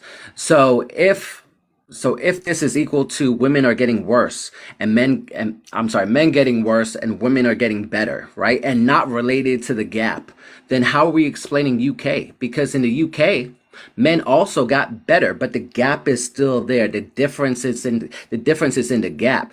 So you're saying that conservative equals bad and liberal equals good, right? Yep. But in the UK, the men got better, right? According to that, to your definition. So then explain the gap. It's not about better or worse. It's about actually what happens. Sure, you're incorrect because the country is still highly conservative with a Tory government. So while you can try to state that the men have gotten better, not the majority. The majority of the country voted for flipping Brexit. They voted for Brexit. We gotta let my resident Brit talk. Go ahead. Okay, you know I don't come in the box. I have really bad anxiety, so give me a second. But around 2010, we had the Tory party come into power, and what they implemented was austerity. So everything got worse. Our libraries closed. So everyone was a bit more progressive because we were fighting for, our fundamental rights. And then where you see the dip again, that's because of Brexit. So it's the socio-political atmosphere in the UK. There you go. Yeah. And what my husband said, hold on, you say, because I'm shaking. The Tories got into power in 2010 because of rising right-wing sentiment. And they took people from a party split off from the Tories, which was... Okay, they don't need to know all that. But yeah, the point is... Wait. Hold on. Don't stop that, man. I was listening. Hold on. I needed that lesson. Keep going, sir. Tell him that. All right. Under the Labour government, which was left-leaning, the Tories started pushing anti-immigrant agenda, and a party split off from the Tories, which was Nigel Farage and the Brexit Party, which was pushing for Brexit because they're saying that tons of African immigrants are going to start coming in from Europe, and so forth. The Tories got into power saying, you know, what we'll do is we'll reduce immigration, so everyone voted for them, and then they started saying that we're going to allow the Brexit vote if you vote for us again and bring us back into power. Also, they which- implemented austerity when Obama was like doing quantitative easing. So while your economy was being stimulated, ours was being constricted. It was contracting. They were taking away all of our social programs, and that's why you find now things like the NHS and stuff is really underfunded. So that's why you see the dip, and then you see it go up. So even though the men have gone up and they're more progressive, you still see the gap because they're still to the right, like that guy who came on today with the red pill ideology. That bullshit is creating, you know, the wedge, and we can't like work together. Yeah. Okay, I'll hang up now. But yeah, okay. I did have a quick question. Go ahead, So was man. Jeremy Corbyn just that bad as a Labor Party leader? Or was you just seeing the country leaning far more right? They railroaded and it was too Jeremy late for him to stop that. They railroaded Jeremy. Yeah. Go ahead, Penny. Anti-Semitic, they villainized him in the press. Is like in the UK, our press has a lot of power, and that's why you saw what you saw with Harry and Meghan. It's like they you know, we all read the paper, we all ingest the news. It's just the way we are, and they have they sort of drip feed us a diet of hate and otherism. So you get that sort of. Women are a little bit less immune to it because I think we're more educated than men. So that's why you find the gap. But men tend to buy into it. It's like, oh, those immigrants are coming here, you know, despite the fact that we're bombing their bloody countries. They're like, oh, they're coming here, they, you know, taking over, they're taking our jobs, they're making our services depleted, etc., etc. But I'm gonna go public because, you know, It sounds just like America. It sounds just like what they say. I went to America and it's the same shit there. Now I'm in Canada for like another 3 months and then I have to come back to America. But Canada, same shit. Yeah. Ooh, where are you in Canada? Where are you? I am in Toronto. Oh, you're near. You're near. All right. Okay. Penny keeps saying she's going, but she keeps staying. But we keep holding her. But look, so I just want to be clear. So this shit is directly related to this stuff also with pretty much all the stuff that we talk about, right? It is connected to our socioeconomic conditions. It's not like at its core, I don't know if that's what it is, you know what I'm saying? Which I do know that the patriarchy was it was established to control whatever economy, you know, back then when it got established, right? So yeah, that's what it's always been about, is hoarding resources and creating a hierarchy where the resources can be concentrated, you know, in a specific area, right? To a specific group of people. That's what it's always been about. Men, namely men, absolutely. So who said what? You don't understand that? Y'all just be saying stuff like, what?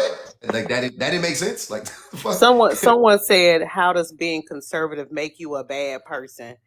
I got because I was waiting on it.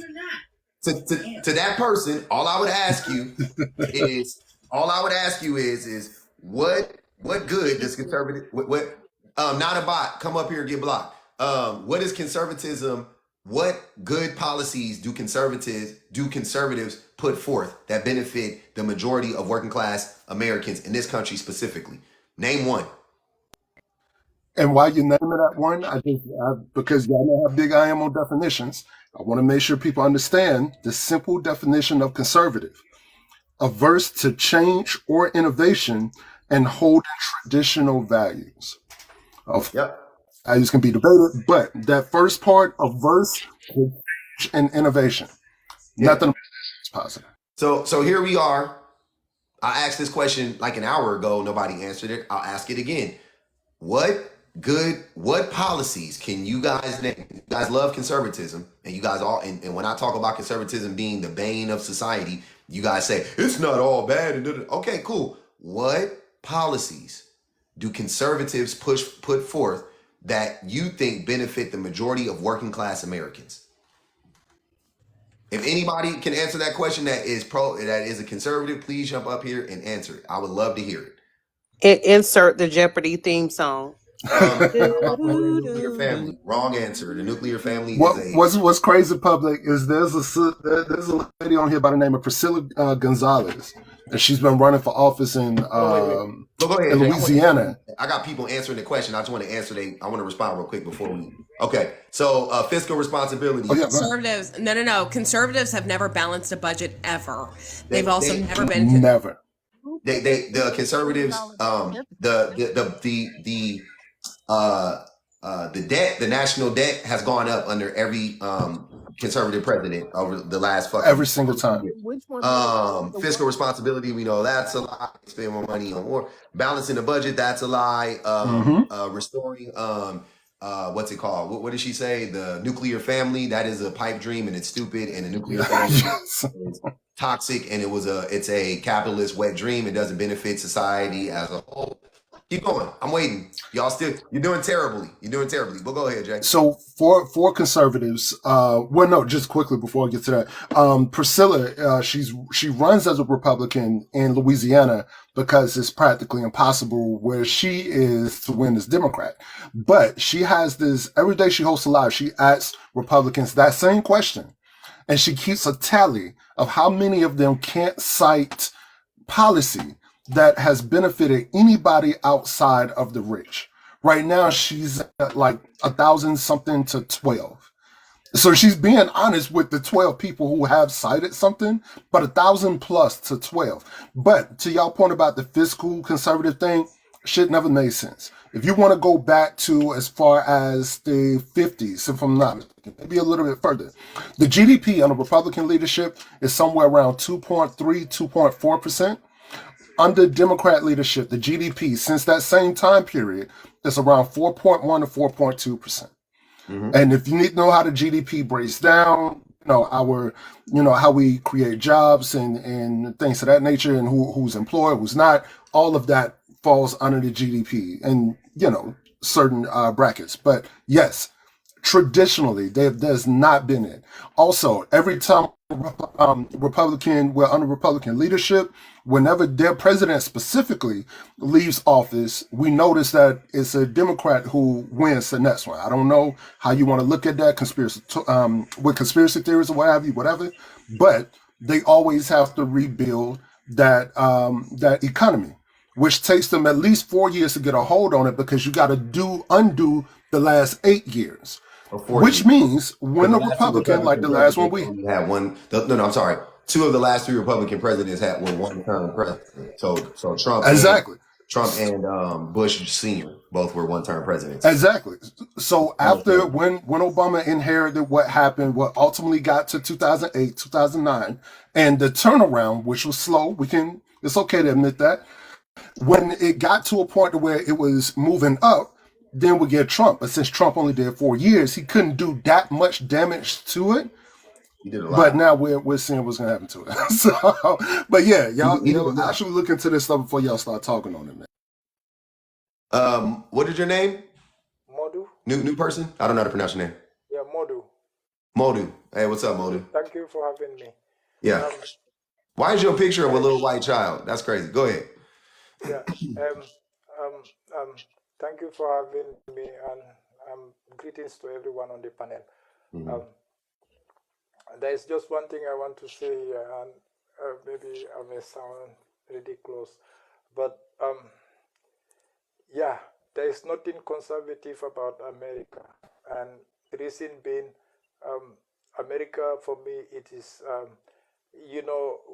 sometimes when I say this to most of the platforms that I have joined in, they tend to take this personal, but if you would give me one chance to just bring out what I want to say here, which is America as it is unlike China. When you look at China, you look at Russia, these are countries with people of ethnicity. They have one tradition. America for me is like a ghetto in which just a certain privileged elites are taken care of. The rest are like a working class. America has been a country that you can go fight for this country. You may become one-handed, maybe one-legged, come back and you become a veteran, and yet still become a homeless. This is the only country I see in the world where you can put all your life in and at the same time you can just become nothing in their eyes. As long as you are young and you are in the position to give service to this country, then you are a wonderful person. Once you are used and abused, then you become, and so do I think, one thing I see about the black Americans in America, why is it that there is no black American who can ever become American? All the Americans who are black in America, they only refer to them as black American or African American. Why do you have to have these double titles? Why can't you just be simple Americans? And yet still there is no American who is there to think of, hang on a minute, let me finish. Why is it that there is no American who, or there is no black American who can just be an American? Anytime any black American become anything that is of recognition, they will say he's the first black American president. He's the first black American, like Gay, who was the president of Harvard, dismissed because of maybe her position in what she think was justice for all. She become, but she was the first black American to be the whatever position she have in Harvard. But just for 6 months he was.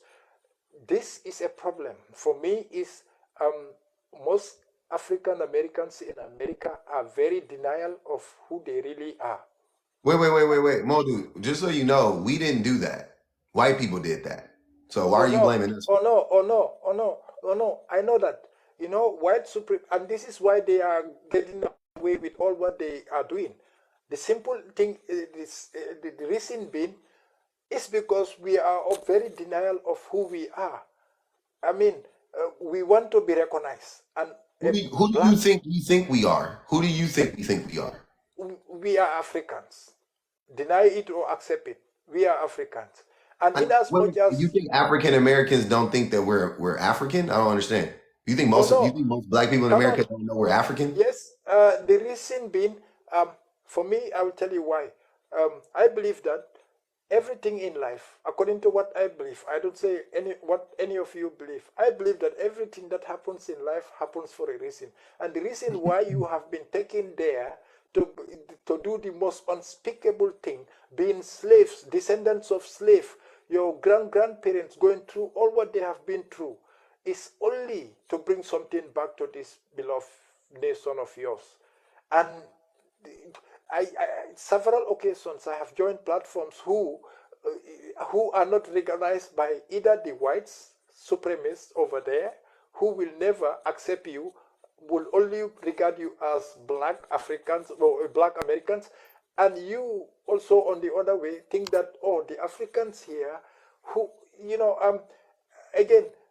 I just want to refer you to one person that I have listened to, who is American African, and I like him, who is Akon. He has been a musician in your America, but he have you know what? Akon, the dude who stole like $300 million? Okay, go ahead.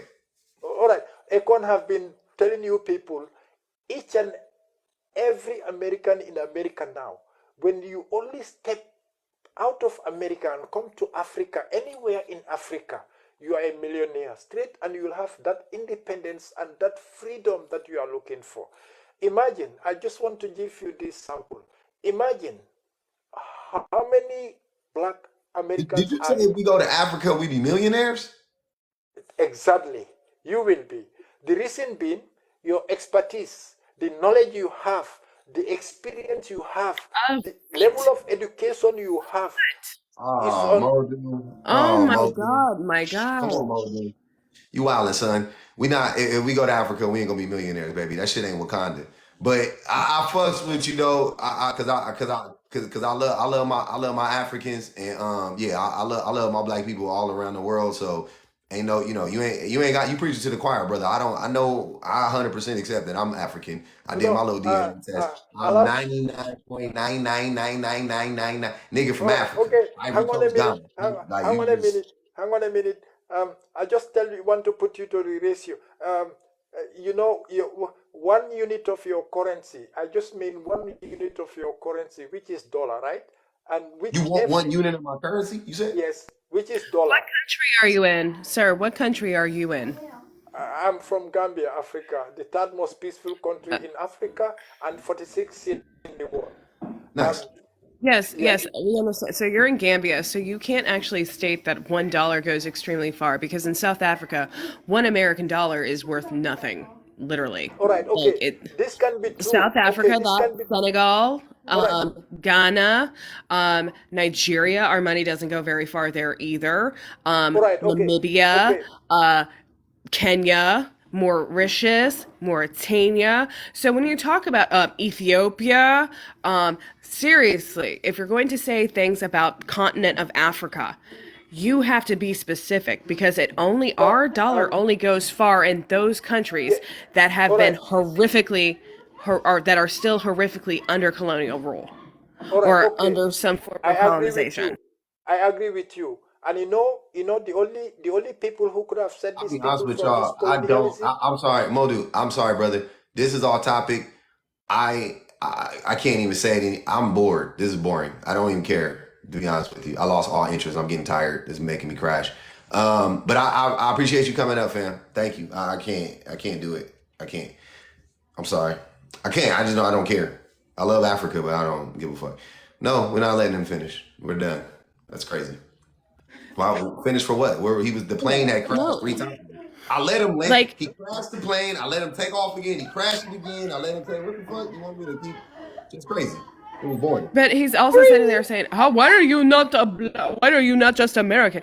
Do you think they ever wanted us to be American, my guy? Hey, we Like ain't got no seriously, control shut over the what the front fuck these up. niggas We call don't have us. no control over that.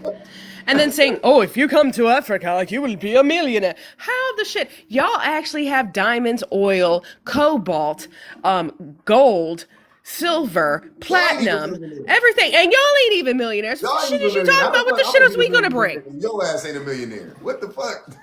But then he tried to gaslight us into thinking that we care what other people think about us. Like you will never be equal to them, bitch. We don't care. Like we just want equity. We just Yeah, want to feed. We just want to feed our fucking kids we trying to eat and be out here, left the baby. fuck alone. we trying to stop these motherfuckers from bombing everybody all around the world and feed our babies. That's it. Jesus That's Christ. it. Breathe some clean air, drink some clean water. Like the shit ain't fuck is I ain't Stand even to sleep interested in in. this. Like Uh-oh. it's bullshit. Wait a minute. Wait a minute. Let's see. Oh dear God, What's up, not. y'all? Oh man, what's up, Isn't Jack? it past your I'm just chilling, bedtime? dog. What about you? Isn't it past your bedtime? Where's your mom? I'm Nah, 23. bro. Is your Good job, Jack. bedtime? What? Nah, you ain't your bedtime, man. You can stay as late as you want to. What's good Yeah, with it, make bro? sure that person's muted.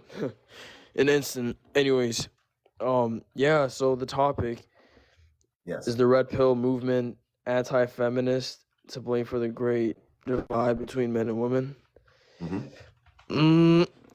Yeah, I don't really think so. Why not? Because red pill. Let me think for a quick second. I'm getting second thoughts actually because looking at the statistics. So just give me quick 1 minute. Let me Okay. analyze. Okay. Hold on. So y'all don't think about this shit before y'all hop up here and request to be in the box. Nope, Y'all don't read the prompt and formulate your not at answer all. before. How y'all come up here reading the shit and then somebody give y'all a minute? What was you doing in them comments? All right, I'm gonna need you to just relax. You're escalating the situation.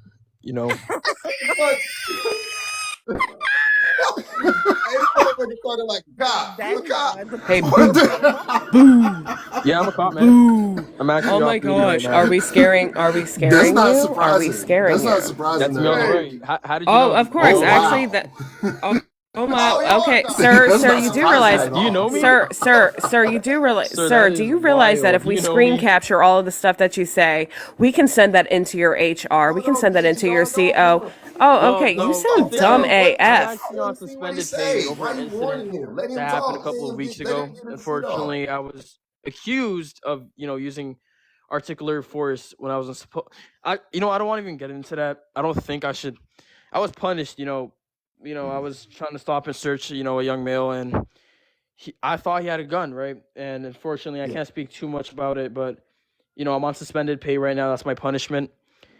for all of us, when situations do happen, right or wrong, we are always put in, suspended pay, but the situation was pretty simple, man. I was driving, it was late night, I'm from South Florida, and I just saw two males, and they were young, right? It's 2 a.m. What are two young teens doing at 2 a.m.?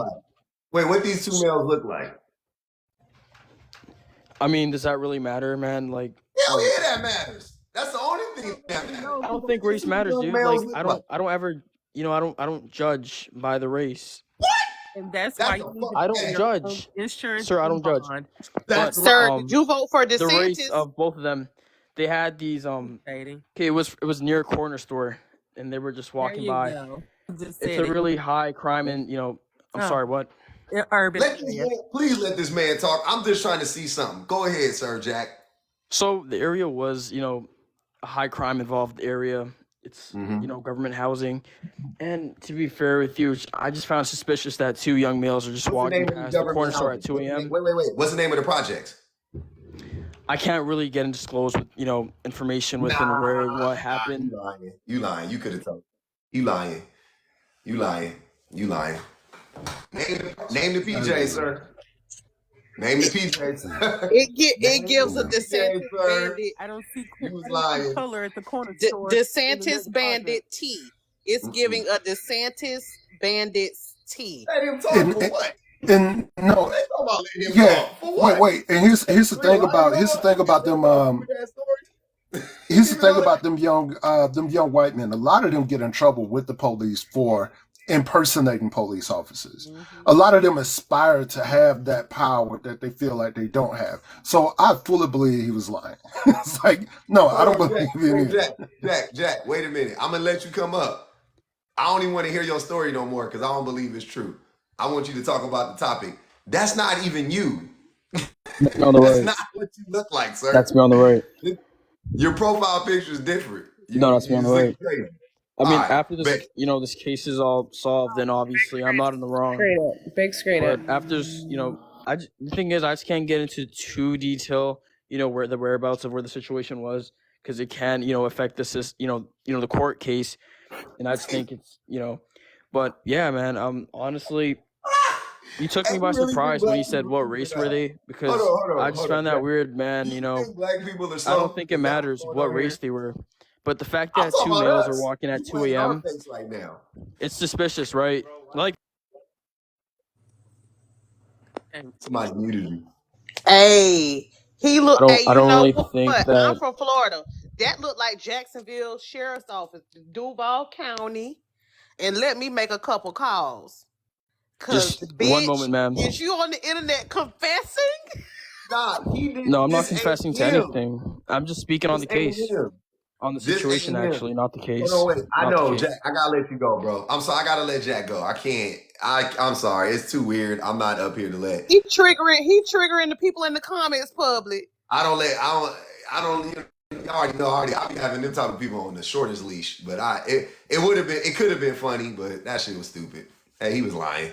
But here's the thing. But you said I can't disclose anything about the case, but you decided to come into a TikTok live to fucking like drop breadcrumbs. Like, what sense do that make? Then talking about you on leave with pay?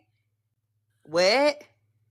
Hey, it was crazy as soon as it was like he almost set me up to say he was a police officer so he could start this story. It was almost genius because as soon as he said that comment to Kay, and I was like, man, you sound like a cop. He was like, actually, and he had the picture already. My man had that picture ready. That picture was in his back pocket. He was ready for that shit. The buzzwords corner store, the buzzwords projects, the buzzwords liquor corners, right. High crime area. High crime area. Man. I don't see race. What? Sir, be fucking for real. That shit is in y'all books when you in your training books. This shit tell you to identify based on race. What are you talking about? Then he said it was questionable them walking at night. There's nothing questionable about people just walking at night. What? What's suspicious about two people walking down the street by a corner store, which is a business, at night? That shit makes to me that makes perfect sense. Like, obviously they was coming back from or going to said corner store last. Like, what the fuck? Oh, TikTok is crazy, bro. Y'all wildin', man. Oh, the paid leave. He said, yeah, he was on paid. Oh yeah, and he said low income. He said low income area, so he was dropping all the little. Housing, government housing, because why are they walking at morning, And I'm like, you're in South Florida, everybody in a trailer. Like, what is you talking about? Exactly. You gotta be worried about the people with their meth, with methany issues out there. Like, that's who they need to be worried about. They the ones always in trouble. Methany and alligators. Oh, Jack, That's right, methany and alligators. I know you fought. I gotta block you though, fam, because I don't trust cops in my life. But yeah, that's crazy. That's crazy. Damn, man. Hey, y'all. Real shit though. I'm about to go. Go eat dinner and go kick it with my family. Kick it with my family, man. It was a good time. It was fun while it lasted. We had a cop come up here and try to derail the conversation. We got a twofer. We got a twofer. A 2 for 1 today. We had an African come up here and tell us that we could all be millionaires if we move back to Africa. Okay. That nigga, hey, you almost had me. Y'all like, for real? Let's not forget the poor baby daddy. Oh yeah. Also, there are people out here that they know multiple women with 4 baby daddies. Wakanda forever, K. And millionaires that live under bridges. Man, it was a wild night. I posted the whole. Hey, just so y'all know, I'm posting the whole. Y'all go to my YouTube page. If you ain't subscribed already, I'm posting all the lives on YouTube. They coming. It's not gonna be up there because this shit was crazy. So I say this to close on the topic, so I can get out of here. I'll let you go. The article I was reading from at the beginning of this in Psychology Today, and I think it's perfect to close with it on this because I like to try to believe I can help some of the brothers because I want to believe in them. So it got to the point where, everybody asked, what's the solution? What's the solution? They tried to give a solution in this article. It says, level up your mental health game. That means getting into individual therapy to address your skill gaps. It means valuing your own internal world and respecting your ideals enough to communicate them effectively. It means seeing intimacy, romance, and emotional connection as worthy of your time and effort. I think that is a huge reason why we're seeing an epidemic of lonely single men, because we're looking at all of these things that women are saying that they want now, which is not what men are saying women want. Like, as Vanity said earlier, women aren't attracted to the same men that men are attracted to. Which is why when they try to give you the examples of Pookie and Ray Ray, they always go to Future. It's like, what are you trying to tell me, bro? Like, it's okay. Just tell me. So, no, I think that's what we have to do. We always, as men, we have to, and that's a part of breaking down some of the core tenets of patriarchy. It's breaking down what society's told you masculinity and a masculine man is supposed to be. Start breaking that shit down and actually find out who you are as a human and not just as a man. Factuals, per the usual. Per the usual, man. Talk about the difference between the pink in it. Like, I was waiting on somebody to crack a joke about, y'all, we finna go into the pink with Uncle Clifford and discuss why the pink is so large and disparaging in all groups, but nobody got on. I was like, man, I'm like, it's right there. The jokes are right there, but they couldn't understand the correlation. Talking about it's dipping off, and I'm like, no, you see that big ass pink area right there. That's what we're talking about. That difference right there. We're not talking about men being here and going down and women just going up. We're talking about why is it still a gap? It shouldn't be a gap, period. We should be growing at the same rate. What are we doing and how we're going to fix it? And like you said, Jay, therapy, it goes a long way. Because I sit on that product of it. I am a product of therapy. So yes, 100%. Right. Somebody asked me in the comments, what is a masculine man? We ain't got time to go into that. I will tell you is when you go look up what